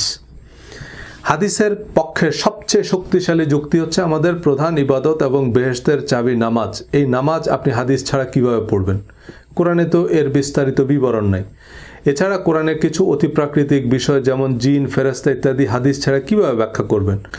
অর্থাৎ কোরআনের ব্যাখ্যা, বিশ্লেষণ, প্রায়োগিক জ্ঞান হিসাবে হাদিসকে মেনে নিতে বলা হচ্ছে। আমাদের পরিচিত প্রচলিত নামাজের প্রতিটা ধাপ বর্ণনার জন্য কোরআনের 8 থেকে 10টা আয়াতই যথেষ্ট। দিনে 50 রাকাত নামাজ পড়লেও প্রতি রাকাত একই রকম। সুতরাং 1 রাকাতের বিস্তারিত নিয়ম পাওয়া গেলেই বিষয়টা সহজ হয়ে যায়। আর যিনি বলছেন যে আমরা হাদিস অনুযায়ী নামাজ পড়ি, একটু জিজ্ঞেস করবেন যে আমরা কোন কোন হাদিস অনুযায়ী নামাজ পড়ি, সে হাদিসগুলো একটু দেখান। আমি কোরআনের ভিত্তিতে কথা বলি, তাই অনেকে গোমরা হয়ে যাচ্ছেন। হাদিসের সালাত এবং আমাদের নামাজ শিরোনামে আলোচনা করলে আপনি হেলের ধূমকেতুর মতো গায়েব হয়ে যাবেন। 75 বছর লাগবে আপনাকে খুঁজে বের করতে। হাদিস অনুযায়ী আমরা নামাজ পড়ি না। নামাজকে কেন্দ্র করেই মুসলমানদের মধ্যে এত এত মাযহাব, উপমাযহাব। কারণ নবীজি কিভাবে নামাজ পড়েছেন তার পরস্পর বিরোধী লক্ষাধিক হাদিস আছে। নামাজের সকল বিবরণ দেওয়ার জন্য নবীজির একটা হাদিসই যথেষ্ট ছিল, এবং সে হাদিস হতে হবে জাতীয় সঙ্গীতের মতো। নামাজের মতো এত গুরুত্বপূর্ণ প্রধান ইবাদতের কনক্রিট কাঠামো আপনি হাদিসেও পাবেন না। আরবি সালাহ শব্দের একটি অর্থ হচ্ছে following someone or something closely, এবং আল মুসাল্লি মানে ছায়ার মতো, আনকাট ফলোয়ার।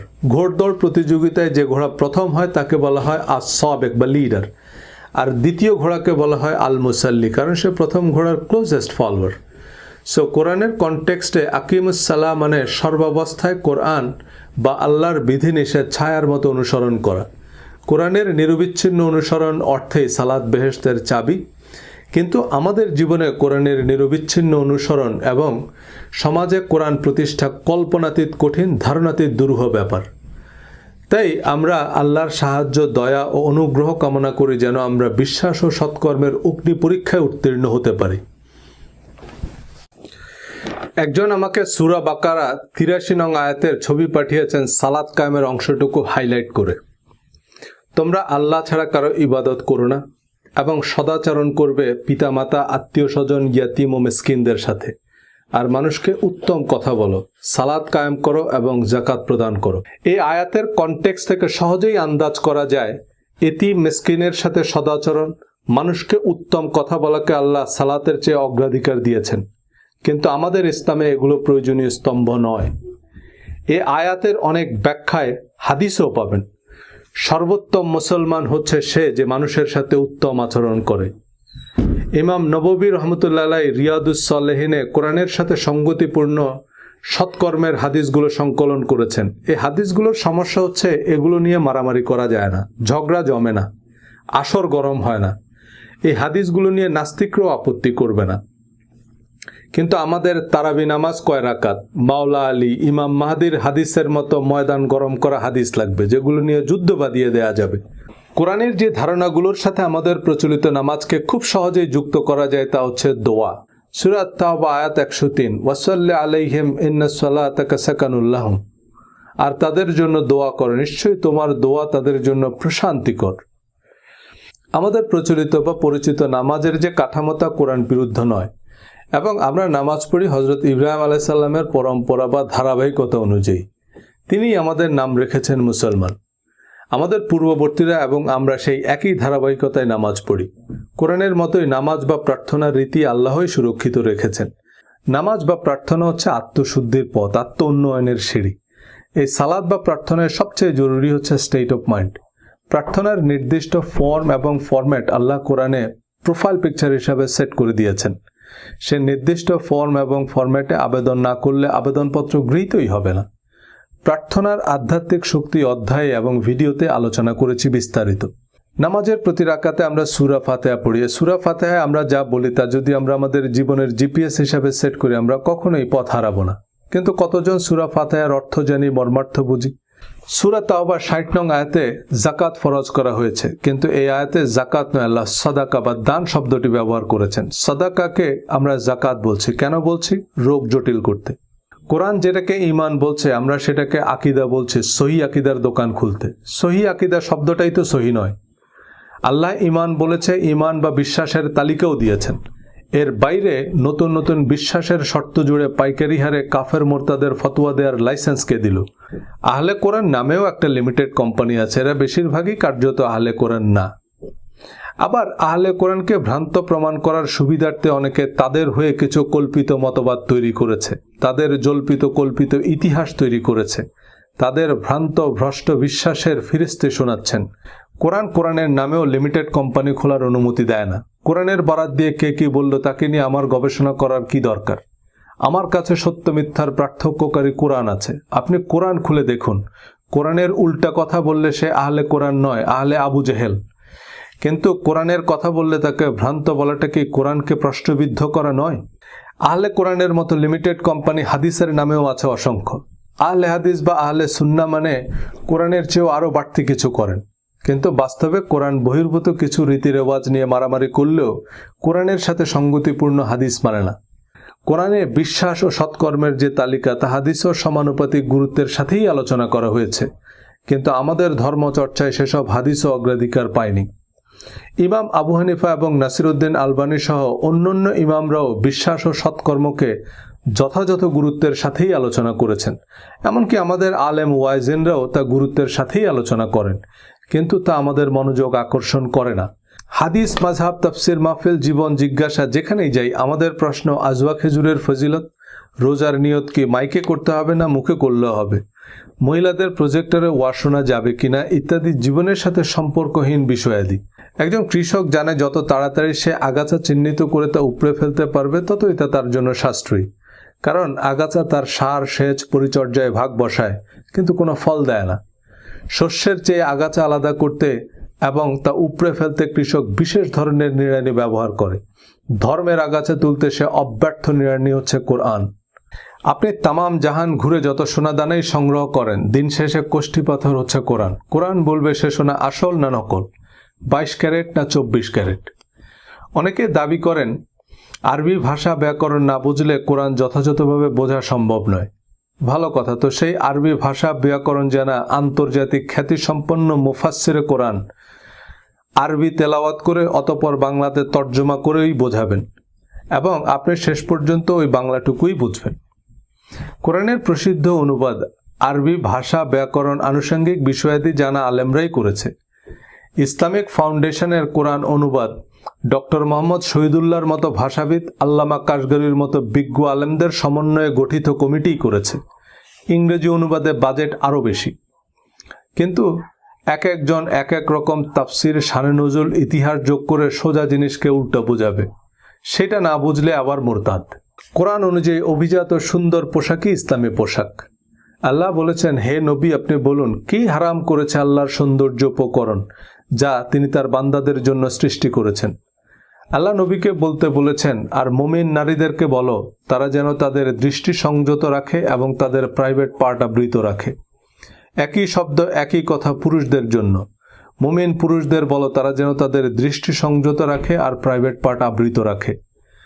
এর অতিরিক্ত মহিলাদের ওড়না দিয়ে বুক ঢেকে রাখতে বলা হয়েছে আর একটা চাদর ঝুলিয়ে দিতে বলা হয়েছে আভিজাত্যের প্রতীক হিসাবে, যাতে তাদের অ্যাবিউজড করা না হয়। সূরা আহজাবে আল্লাহ বলেছেন এটা উত্তম যাতে তাদের চেনা যাবে যে তারা অভিজাত এবং স্বাধীন মহিলা, যাতে তারা অ্যাবিউজড বা বৈষম্যের শিকার হবে না। কিন্তু মাথাকে প্রাইভেট পার্ট বানানো, ওড়নাকে হিজাব আর চাদরকে নিকাব বানানোর জন্য দুনিয়ার তাফসির জড়ো করছি। কিন্তু এর আগের আয়াতে আল্লাহ বলেছেন, আর যারা মুমিন নরনারীকে তাদের কৃত কোনো অন্যায় ছাড়াই কষ্ট দেয়, নিশ্চয়ই তারা বহন করবে অপবাদ ও সুস্পষ্ট পাপ। এই দুই আয়াতের মধ্যেই কোনটা পাপ আর কোনটা সাধারণ সামাজিক গাইডলাইন, এটা বুঝতে কি আপনার আল আজহার ইউনিভার্সিটিতে পড়া লাগবে? কিন্তু পোশাক নিয়ে কোরআনের বক্তব্য তুলে ধরায় অনেক ধর্মপ্রাণ মানুষ অকথ্য ভাষায় গালাগাল করলেন, হত্যার হুমকিও দিয়েছেন। আমি কোরআনের কথাই বলেছি। আপনার বাড়ির কোরআন খুলে দেখুন, ভুল বললে রেফারেন্স সহ কমেন্ট করুন। খ্রিস্টানদের ক্রুশে যে যিশুর মূর্তি আছে তাতে যিশুর দাড়ি আছে।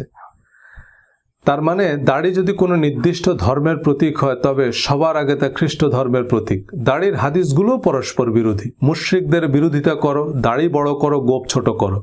মুশরিকদেরও দাড়ি ছিল, তো দাড়ি রাখলে মুশরিকদের বিরোধিতা হয় কি করে? দাড়ি, বোরখার ভিডিও এবং ইসলামী পোশাক অধ্যায়ে বিস্তারিত রেফারেন্স সহ আলোচনা করেছি। কোরআন যেসব জিনিসকে হারাম বা ফরজ করেছে সে সম্পর্কে স্পষ্ট করেই হুররিমাত আলাইকুম, তোমাদের উপর হারাম করা হয়েছে, বা সুদকে হারাম করা হয়েছে, তোমাদের উপর রোজাকে ফরজ করা হয়েছে, তোমাদের জন্য হালাল করা হয়েছে, এমন শব্দ ব্যবহৃত হয়েছে। এছাড়া যেগুলো শাস্তিযোগ্য অপরাধ সেখানে পাপ কাজ, শয়তানের কাজ, শাস্তি, দুঃসংবাদ, জ্বলন্ত অগ্নিকুণ্ডে নিক্ষেপ করা এই জাতীয় শব্দ ব্যবহার করা হয়েছে। কিন্তু কোরআনের 3 চিমটি লবণের রেসিপিকে 3 কেজি লবণে পরিণত করে যে শরবত আমরা বানিয়েছি তা আমরাই গিলতে পারছি না। ভিন্ন ধর্মাবলম্বীদের সম্পর্কে কোরআন অধ্যায়ের আলোচনা মূলত সংশ্লিষ্ট ধর্মাবলম্বীদের উদ্দেশ্যে। ভিন্ন ধর্মাবলম্বীদের সম্পর্কে কোরআনের এই উদারনৈতিক বক্তব্যে অনেক অমুসলিমরাও কোরআনের প্রতি শ্রদ্ধা প্রদর্শন করে কমেন্ট করলেও অনেকে কোরআনের সেই আয়াতগুলোকে বাতিল বলে দিয়েছেন। কোরআনের কিছু আয়াত মনসুখ বা বাতিল এটা বিশ্বাস না করলেও নাকি আপনি কাফের। তবে কোরআনের কয়টা আয়াত মনসুখ হয়েছে তা নিয়ে ফুকাহায়ে কেরামদের মধ্যে মতভেদ আছে। তাতে 6 থেকে 600 আয়াত বাতিল হয়েছে বলে মত আছে। পছন্দ অনুযায়ী কোরআনের নির্দিষ্ট আয়াতকে বাতিল এবং সুবিধা মাফিক নবীজের বাণী ছাপানোর টাকশাল যার কাছে আছে তিনি তো স্পাইডারম্যানের চেয়েও ক্ষমতাধর। পশ্চিমে ইসলাম বিরোধী প্রচারণা যেমন রাজনৈতিক এবং অর্থনৈতিক কারণে ইহুদি খ্রিস্টান বিরোধী প্রচারণাও একই উদ্দেশ্যে। কোরআন ইহুদি খ্রিস্টান সহ সকল আহলে কিতাবকে মুসলিম বলেছে এবং বিশ্বাস ও সৎকর্মের শর্তে জান্নাতের প্রতিশ্রুতি দিয়েছে। আল্লাহ বলেছেন, ইব্রাহিম ইহুদিও ছিল না, খ্রিস্টানও ছিল না, সে ছিল একনিষ্ঠ মুসলিম। ঈসা আলাইসাল্লাম নিজেকে খ্রিস্টান বলেনি, মুসা আলাইসাল্লাম নিজেকে একবারও ইহুদি বলেনি, আমাদের নবীজিও নিজেকে শিয়া, সুন্নি বা সুফি বলেননি। সকল নবীরা নিজেদের মুসলিম বলে পরিচয় দিয়েছেন। আল্লাহ আমাদেরকে ইহুদি, খ্রিস্টান, হিন্দু, বৌদ্ধ, শিয়া, সুন্নি, আফ্রিকান, আমেরিকান এসব লিমিটেড কোম্পানির সদস্য হিসাবে চিনেন না। তিনি আমাদের ভিন্ন ভিন্ন জাতিতে সৃষ্টি করেছেন যাতে আমরা একে অপরকে চিনতে পারি, কিন্তু আমাদের বিবেচনা করবেন আমাদের বিশ্বাস ও সৎকর্ম অনুযায়ী। এই অধ্যায়ে আমরা বিভিন্ন ধর্মাবলম্বীদের সম্পর্কে কোরআনের বক্তব্য তুলে ধরব, যা মুসলিম অমুসলিম অনেকের কাছেই বেশ অপরিচিত মনে হবে। কারণ ধর্মের নামে বিভাজন, বিভক্তি, রক্তপাত যাদের পকেট ভারী করছে, তারা কোরআন বহির্ভূত বিভিন্ন উদ্ভট বক্তব্য একপেশে তথ্য উপত্য জোগাড় করে আমাদের একে অপরের মুখোমুখি দাঁড় করাতেই তৎপর। হিন্দু শব্দটা ধর্মীয় পরিচয় নয়, এটা ভৌগোলিক পরিচিতি। প্রচলিত হিন্দু ধর্ম সম্পর্কে কোরআনে স্পষ্ট বর্ণনা নেই। তারা সাবিন হিসাবে বিবেচিত কিনা তা আল্লাহই ভালো জানেন। তবে যারাই স্রষ্টা পরকালে বিশ্বাস করে এবং সৎ কাজ করে, কোরআন অনুযায়ী তারা উত্তীর্ণ। আর ধর্মের ভুল চর্চা বা শিরক, কুফরি, মুনাফিকে খুঁজতে আমাদের হিন্দু বাড়িতে যেতে হবে না। ইসলাম ধর্মেরই এমন হাজারো ভার্সন আছে যা দেখলে আপনিও বলবেন, ভাই আবার কেমন ধর্ম। এই কিম্ভূত কিমাকার ইসলামের সাথে কোরআনের কোনো সম্পর্ক নেই। কোরআন ভিন্ন ধর্মাবলম্বীদের সাথে ন্যায়সঙ্গত আচরণের নির্দেশ দিয়েছে। হিন্দু, মুসলমান, ইহুদি, খ্রিস্টান এসব বিভাজন প্রকৃতপক্ষে ধর্মীয় কারণে নয়, বরং রাজনৈতিক, অর্থনৈতিক কারণে। নাস্তিকদের মধ্যে যারা ধর্মকে বিদ্রূপ, উপহাস বা নবী রাসূলদের সম্পর্কে অবমাননাকর কথাবার্তা বলা বা লেখাকে মুক্ত চিন্তা মনে করেন, তাদের সাথে ধর্মীয় চরমপন্থীদের কোনো পার্থক্য নেই। নিউজিল্যান্ডের মসজিদে নিরীহ মুসলিমদের হত্যাকারী এবং এমন উগ্র বর্ণবাদী ধর্মবিদ্বেষীরা আল কায়দা বা আইএসএসের মতোই খুনি, সন্ত্রাসী। সবার উপরে মানুষ সত্য বাণী প্রচারের ক্ষেত্রে এটা মাথায় রাখতে হবে যে ধর্মবিশ্বাসীরাও মানুষ। তাদের সাথে ধর্মবিশ্বাসে ভিন্নমত সত্ত্বেও তাদের ভালোবাসতে না পারলে তা মানব ধর্ম নয়, ঘৃণা বা সন্ত্রাস ধর্ম। আর নাস্তিকরা নবীজির অবমাননার জন্য, চরিত্র হননের জন্য যেসব কথিত হাদিসের রেফারেন্স দেয়, তা আবু জেহেলদের রটানো মিথ্যা অপবাদ। সে 20 হাদিসের শরবত বানিয়ে আমাদের ধরিয়ে দিয়েছে। আমরা না পারছি গিলতে, না পারছি ফেলতে। ডক্টর আবদুল্লাহ জাহাঙ্গীর স্যার হাদিসের নামে জালিয়াতি বইয়ের ভূমিকায় লিখেছেন যে কোরআনের পাশাপাশি নবীজি সাল্লাল্লাহু সাল্লামের হাদিস পালনের গুরুত্ব যখনই মুসলমানরা মেনে নিল, তখনই ইসলামকে পলিউট করার জন্য বা অন্যান্য নানান উদ্দেশ্যে ইসলাম বিরোধীরা নবীজির নামে জাল হাদিস বানানো শুরু করে। আবার হাদিসও কোরআনের উপদেশগুলোর বিস্তারিত বর্ণনা আছে। সলফে সালেহিনরাও কোরআনের অনুসরণই করেছেন, ওলিয়া উলিয়ারাও তাই করেছেন। কোরআন, হাদিস, ফিকহুল আকবর তো বড় বিষয়। আজমের শরীফের খাদেমরাও যদি খাজা মাইনুদ্দিন চিশতির জীবন ও কর্মের অনুসরণ করত, আমরা অনেক ভালো ইসলাম পেতাম। হাদিস অস্বীকার করলে যদি কাফের হয়, তবে এই পৃথিবীতে একজন মুসলমানও নেই। ডক্টর আবদুল্লাহ জাহাঙ্গীর স্যার, আল্লামা শফি বা কোনো শাইখুল হাদিস যখন কোনো হাদিসকে জাল বলেন, তার মানে তিনি সেই হাদিসকে অস্বীকার করছেন বা সেটাকে হাদিস হিসাবে মানছেন না। এখন কতগুলো হাদিস অস্বীকার করা যাবে বা কোন কোন হাদিস অস্বীকার করা কুফরি? মাওলানা তারেক জামিল সহি হাদিস মোতাবেক পাগড়ি পরাকে পায়জামা পরার মতোই জরুরি মনে করেন। ডক্টর আবদুল্লাহ জাহাঙ্গীর স্যার পাগড়ির সবগুলো হাদিসকে জাল বলেছেন এবং আহলে হাদিসের আলেমরা পাগড়ি পরাকে বেদাত বলেন। কিন্তু পাগড়ি তো একজন মানুষের মাথায় থাকে। নবীজিকে গোসল করতে দেখেছেন, তো পাগড়ি পরতেন কি পরতেন না এটা শিওর হতে পারেননি? মিলাদ কিয়ামের হাদিসগুলো হচ্ছে আহলে সুন্নাতের ট্রেড লাইসেন্স। আল্লামা শফি আবার মিলাদের তবরককে গু বলেছে। তো আমরা কোন কোম্পানির হাদিস নেব? আজ আমাদের কাছে কোরআন এতটাই সিরেমোনিয়াল যে তাফসিরুল কোরআন মাহফিলে আন্তর্জাতিক খ্যাতিসম্পন্ন মুফাসিরে কোরআনরাও বিটিভির অনুষ্ঠান সূচির মতো সুর করে কোরআন তেলাওয়াত করে হাদিসের লোকগাথা, কিচ্ছা কাহিনীর আলোচনা শুরু করেন। বিতর্কিত মাসলা মাসাইল নিয়ে দলাদলি, গালাগালি শুরু করেন। কোন হাদিস সহি, কোন হাদিস জাল, এই বিতর্ক বাহাসে নামেন। কিন্তু হাদিসের পিউরিটি সার্টিফিকেট দেওয়ার আমি আপনি কে? 50টা হাদিস পড়লে পরীক্ষায় 10টা হাদিস কমন পড়ে। 10-10-এ 100 নম্বরের পরীক্ষা। 1 সপ্তাহ পড়ে পরীক্ষা দিলে হাদিসে ফার্স্ট ক্লাস পাওয়া যায়। মুহাদ্দিস মানে ওনার 11 লাখ হাদিস মুখস্থ এমন মনে করে বসে থাকার কোনো কারণ নেই। হাদিসে ফার্স্ট ক্লাস পাওয়া আমার অনেক বন্ধু আছে, 10টা হাদিস ঠিক মতো বলতে পারবে না।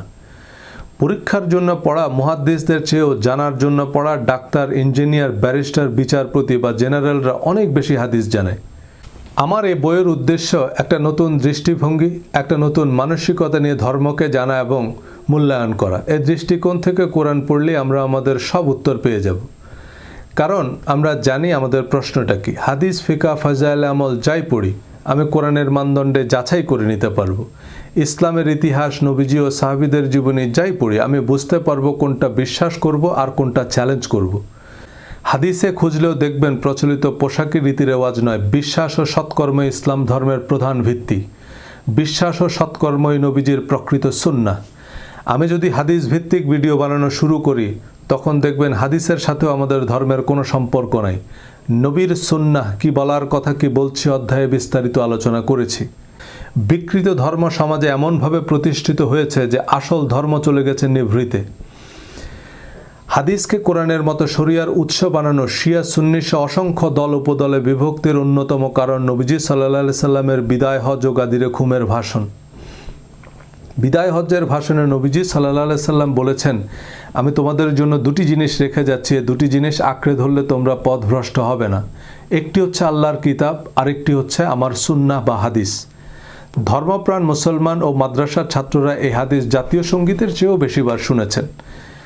হাদিসের এই জাতীয় সঙ্গীত সিয়ায়ে সিত্তা অর্থাৎ হাদিসের 6 প্রসিদ্ধ কিতাব বুখারী, মুসলিম, তিরমিজি, আবু দাউদ, নাসাই, ইবনে মাজার কোনো কিতাবে নাই। এমনকি মুসনাদ আহমদ, বাইহাকি, সহিহ ইবনে হিব্বান ও দারিমি শরীফের মতো হাদিস গ্রন্থেও নাই। বরং সহিহ মুসলিমের বর্ণনা অনুযায়ী আমি তোমাদের মাঝে একটি জিনিস রেখে যাচ্ছি যা দৃঢ়ভাবে আঁকড়ে ধরলে তোমরা পথভ্রষ্ট হবে না, আর তা হচ্ছে আল্লাহর কিতাব।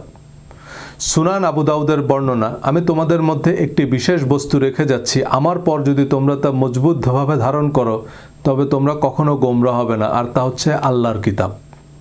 আল্লাহর কিতাবের সাথে নবী পরিবারের অনুসরণের কথা আছে, তবে তা গাদিরে খুমের ভাষণ, বিদায় হজের ভাষণ নয়, যা শিয়ারা ঈদুল গাদির নামে প্রতি বছর উদযাপন করলেও সুন্নিরা গাদিরে খুমের হাদিস মানে না। হাদিসের সত্যতা নির্ণয়ের নাকি বিজ্ঞানসম্মত পদ্ধতি আছে যা মদিনা ইউনিভার্সিটিতে পড়ানো হয়, যদিও এই বিজ্ঞান তেহরান ইউনিভার্সিটিতে গিয়ে অজ্ঞান হয়ে আছে।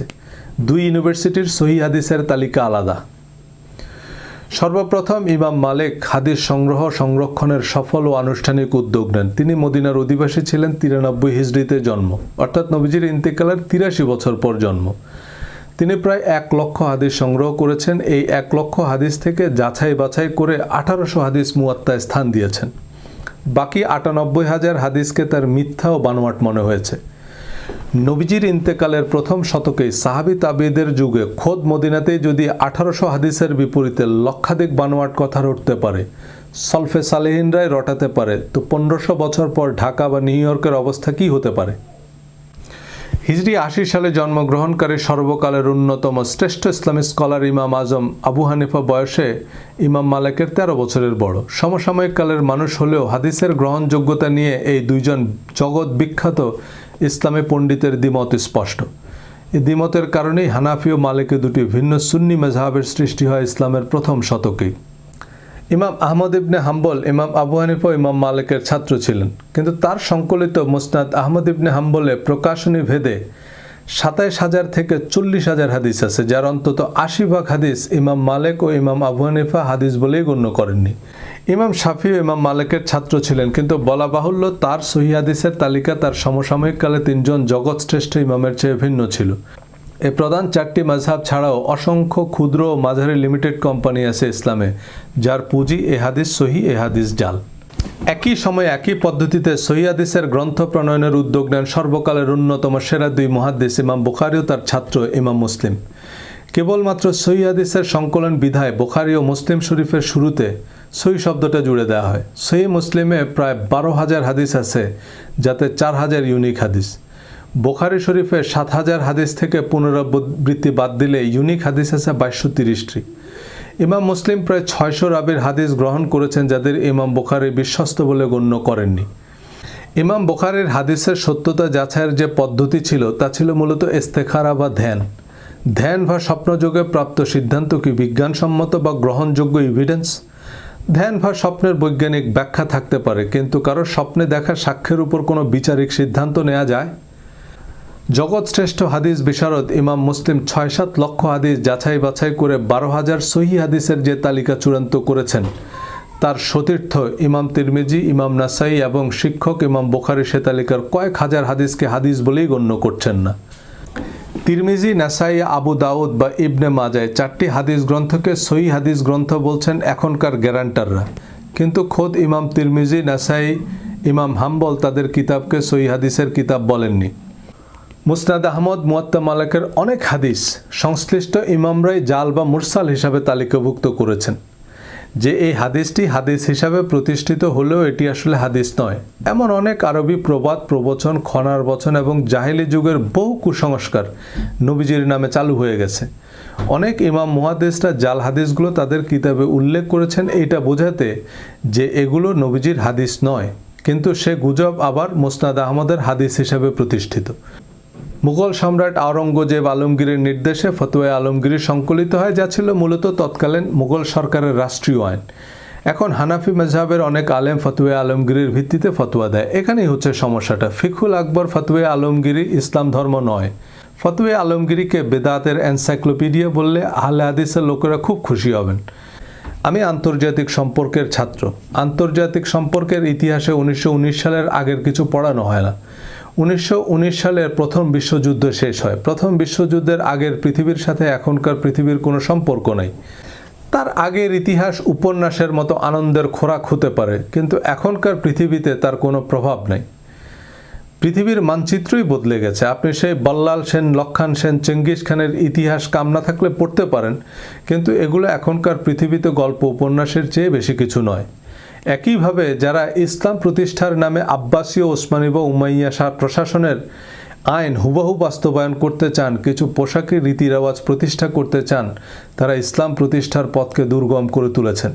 ইমাম আবু হানিফা, ইমাম মালিকের মতো স্কলাররা এখনকার বেশিরভাগ মুফতি মুহাদ্দিসদের মতো নিধিরাম সর্দার ছিলেন না। তারা রাষ্ট্রের নীতি নির্ধারক ছিল। তারা তাদের সময়ের সেরা রাষ্ট্রবিজ্ঞানী, সমাজবিজ্ঞানীও ছিল। তারা তখনকার রাষ্ট্র বিশ্ব ব্যবস্থার প্রয়োজন অনুযায়ী কোরআন ভিত্তিক আইন প্রণয়ন করেছে। তাদের নামেও অসংখ্য মিথ্যা ফতোয়া বানিয়েছে জালিয়াত চক্র। তাই সেসব আইন যারা এখনকার সমাজ বা রাষ্ট্রে অবিকল প্রয়োগ করতে চান, তারা নিজেরাও জানে না তারা কি বলছে।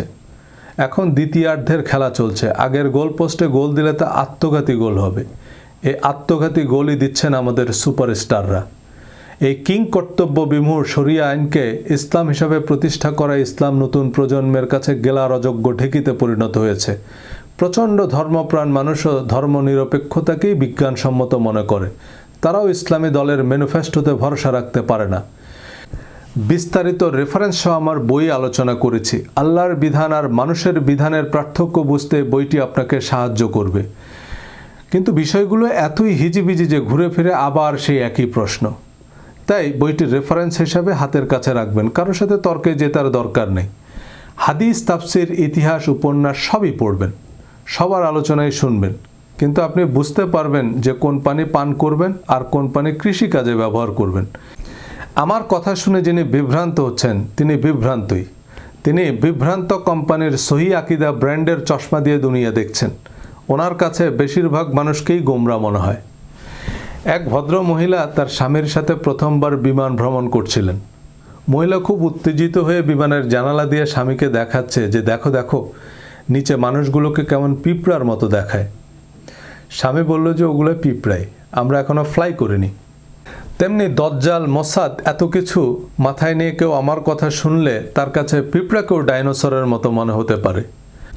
আমার কথাগুলো যদি আজহারি সাহেবরা বলেন তবে শুনতেও ভালো শোনাবে। আমি আশা করি এই কথাগুলো বড় বড় আলেমরা বলুক। এই আত্মসমালোচনার সময় এসেছে। আমি চাই না মুসলমানদের সমালোচনা CNN বা BBC করুক, আমাদের আলেমরাই করুক। চৌকিদারের বেতের বাড়ি খাওয়ার চেয়ে বাপের হাতে মায়ের খাওয়া ভালো। আলেমরা বোঝাক যে না, তসলিমা নাসরিনের কল্লা কাটার নাম ইসলাম নয়। তসলিমা নাসরিনের প্রথম বই প্রকাশের পর আল্লামা শফি যদি তসলিমার বাড়িতে দৌড়ে যেত, নবীর পথে কাটা দেওয়া বুড়ির মতো তসলিমা নাসরিন দ্বিতীয় বই লেখার কোনো কারণ খুঁজে পেত না। আসাদ নূর একবার আমার একটা ভিডিও দেখে মেসেঞ্জারে আমার সাথে প্রায় 2 ঘন্টা কথা বলেছে। এই 2 ঘন্টায় আমার একবারও মনে হয়নি যে ছেলেটা নাস্তিক। সে উল্টা আমাকে ধর্মের উপযোগিতা বুঝাচ্ছে। আমার সাথে সে নিজে থেকেই ওয়াদা করেছে যে ভাই, আমি আল্লাহ, নবীজি আর কোরআনের নামে আর আজেবাজে কথা বলবো না। তবে ধর্ম ব্যবসার বিরুদ্ধে আমি কথা বলবো। আপনাদের হাদিসে আসাদ নূর আর তসলিমা নাসরিনের ক্ষমা নাই। পাকিস্তানের এক ফুলব্রাইট স্কলার বিশ্ববিদ্যালয় শিক্ষককে ফেসবুকে ধর্ম অবমাননার দায়ে মৃত্যুদণ্ড দেওয়া হয়। তার পক্ষে মামলা লড়ায় তার আইনজীবীকে গুলি করে হত্যা করে। কিন্তু আবু জেহেলের পুত্র ইকরিমা বদর উহুদ যুদ্ধে তো অনেক সাহাবীকে হত্যা করেছেই, মক্কা বিজয়ের সময়ও হারামের সীমানায় অর্থাৎ যুদ্ধ নিষিদ্ধ এলাকায় মুসলমানদের উপর ইকরিমা ব্যর্থ আক্রমণ করে। আবু সুফিয়ান সহ মক্কার সকল কাফেররা সাধারণ ক্ষমা পেলেও ইকরিমার মৃত্যুদণ্ডের রায় দেয়া হয় যুদ্ধ অপরাধের দায়ে। ইকরিমা মক্কা থেকে পালিয়ে যায়। তার স্ত্রী এসে তার হয়ে নবীজির কাছে ক্ষমা চাইলে নবীজি ইকরিমাকে মক্কায় ফিরে আসতে বলেন। ইকরিমাকে ফিরে আসতে দেখে নবীজি সবাইকে বললেন, ইকরিমা ইবনে আবু জেহেল আসছে, তোমরা তার সামনে তার বাবাকে গালি দিও না। হযরত ইকরিমা রাদিয়াল্লাহু তাআলা আনহু নবীজির এই অবিশ্বাস্য ক্ষমায় অভিভূত হয়ে বললেন, ইয়া রাসূলুল্লাহ, আমি ওয়াদা করছি ইসলামের বিরুদ্ধে আমি যত শক্তি আর অর্থ ব্যয় করেছি, ইসলামের প্রতিষ্ঠায় আমি তার দ্বিগুণ করব। রোমান সাম্রাজ্যের বিরুদ্ধে ইয়ারমুকের মহাযুদ্ধে সেনাপতি খালেদ বিন ওয়ালিদ যখন পিছু হাঁটার সিদ্ধান্ত নিলেন, হযরত ইকরিমা বললেন, আল্লাহ রাসূলের সাথে আমার কিছু ওয়াদা আছে। সেনাপতি খালেদ বিন ওয়ালিদের হুঁশিয়ারি অগ্রাহ্য করে হযরত ইকরিমা দুর্ধর্ষ রোমান সৈন্যদের দুর্ভেদ্য চক্র ভেদ করেন। অতিমানবের মতো লড়াই করে প্রতাপশালী রোমানদের বিরুদ্ধে মুসলমানদের জিতিয়েছেন হযরত ইকরিমা ইবনে আবু জেহেল। ইকরিমার মতো ২০ বৃক্ষকে যিনি দেবদূতে পরিণত করতে পারেন, পৃথিবীর ইতিহাসে তার চেয়ে শক্তিমান নেতা আর কে? ভিন্ন মত সত্ত্বেও তাদের মঙ্গল কামনা করতে পারাই সৎকর্ম। ইকরিমার মতো জঘন্য যুদ্ধাপরাধীকে নিঃশর্ত ক্ষমা ও উপযুক্ত মর্যাদা দিতে পারাই নবীর সুন্নাহ। এই বিশ্বাস ও সৎকর্মের দুর্গম গিরিপথ অতিক্রম করতে আল্লাহ আমাদের সহায় হন এবং আমাদের সৌভাগ্যবানদের অন্তর্ভুক্ত করুন। সবাইকে ধন্যবাদ। আসসালামু আলাইকুম।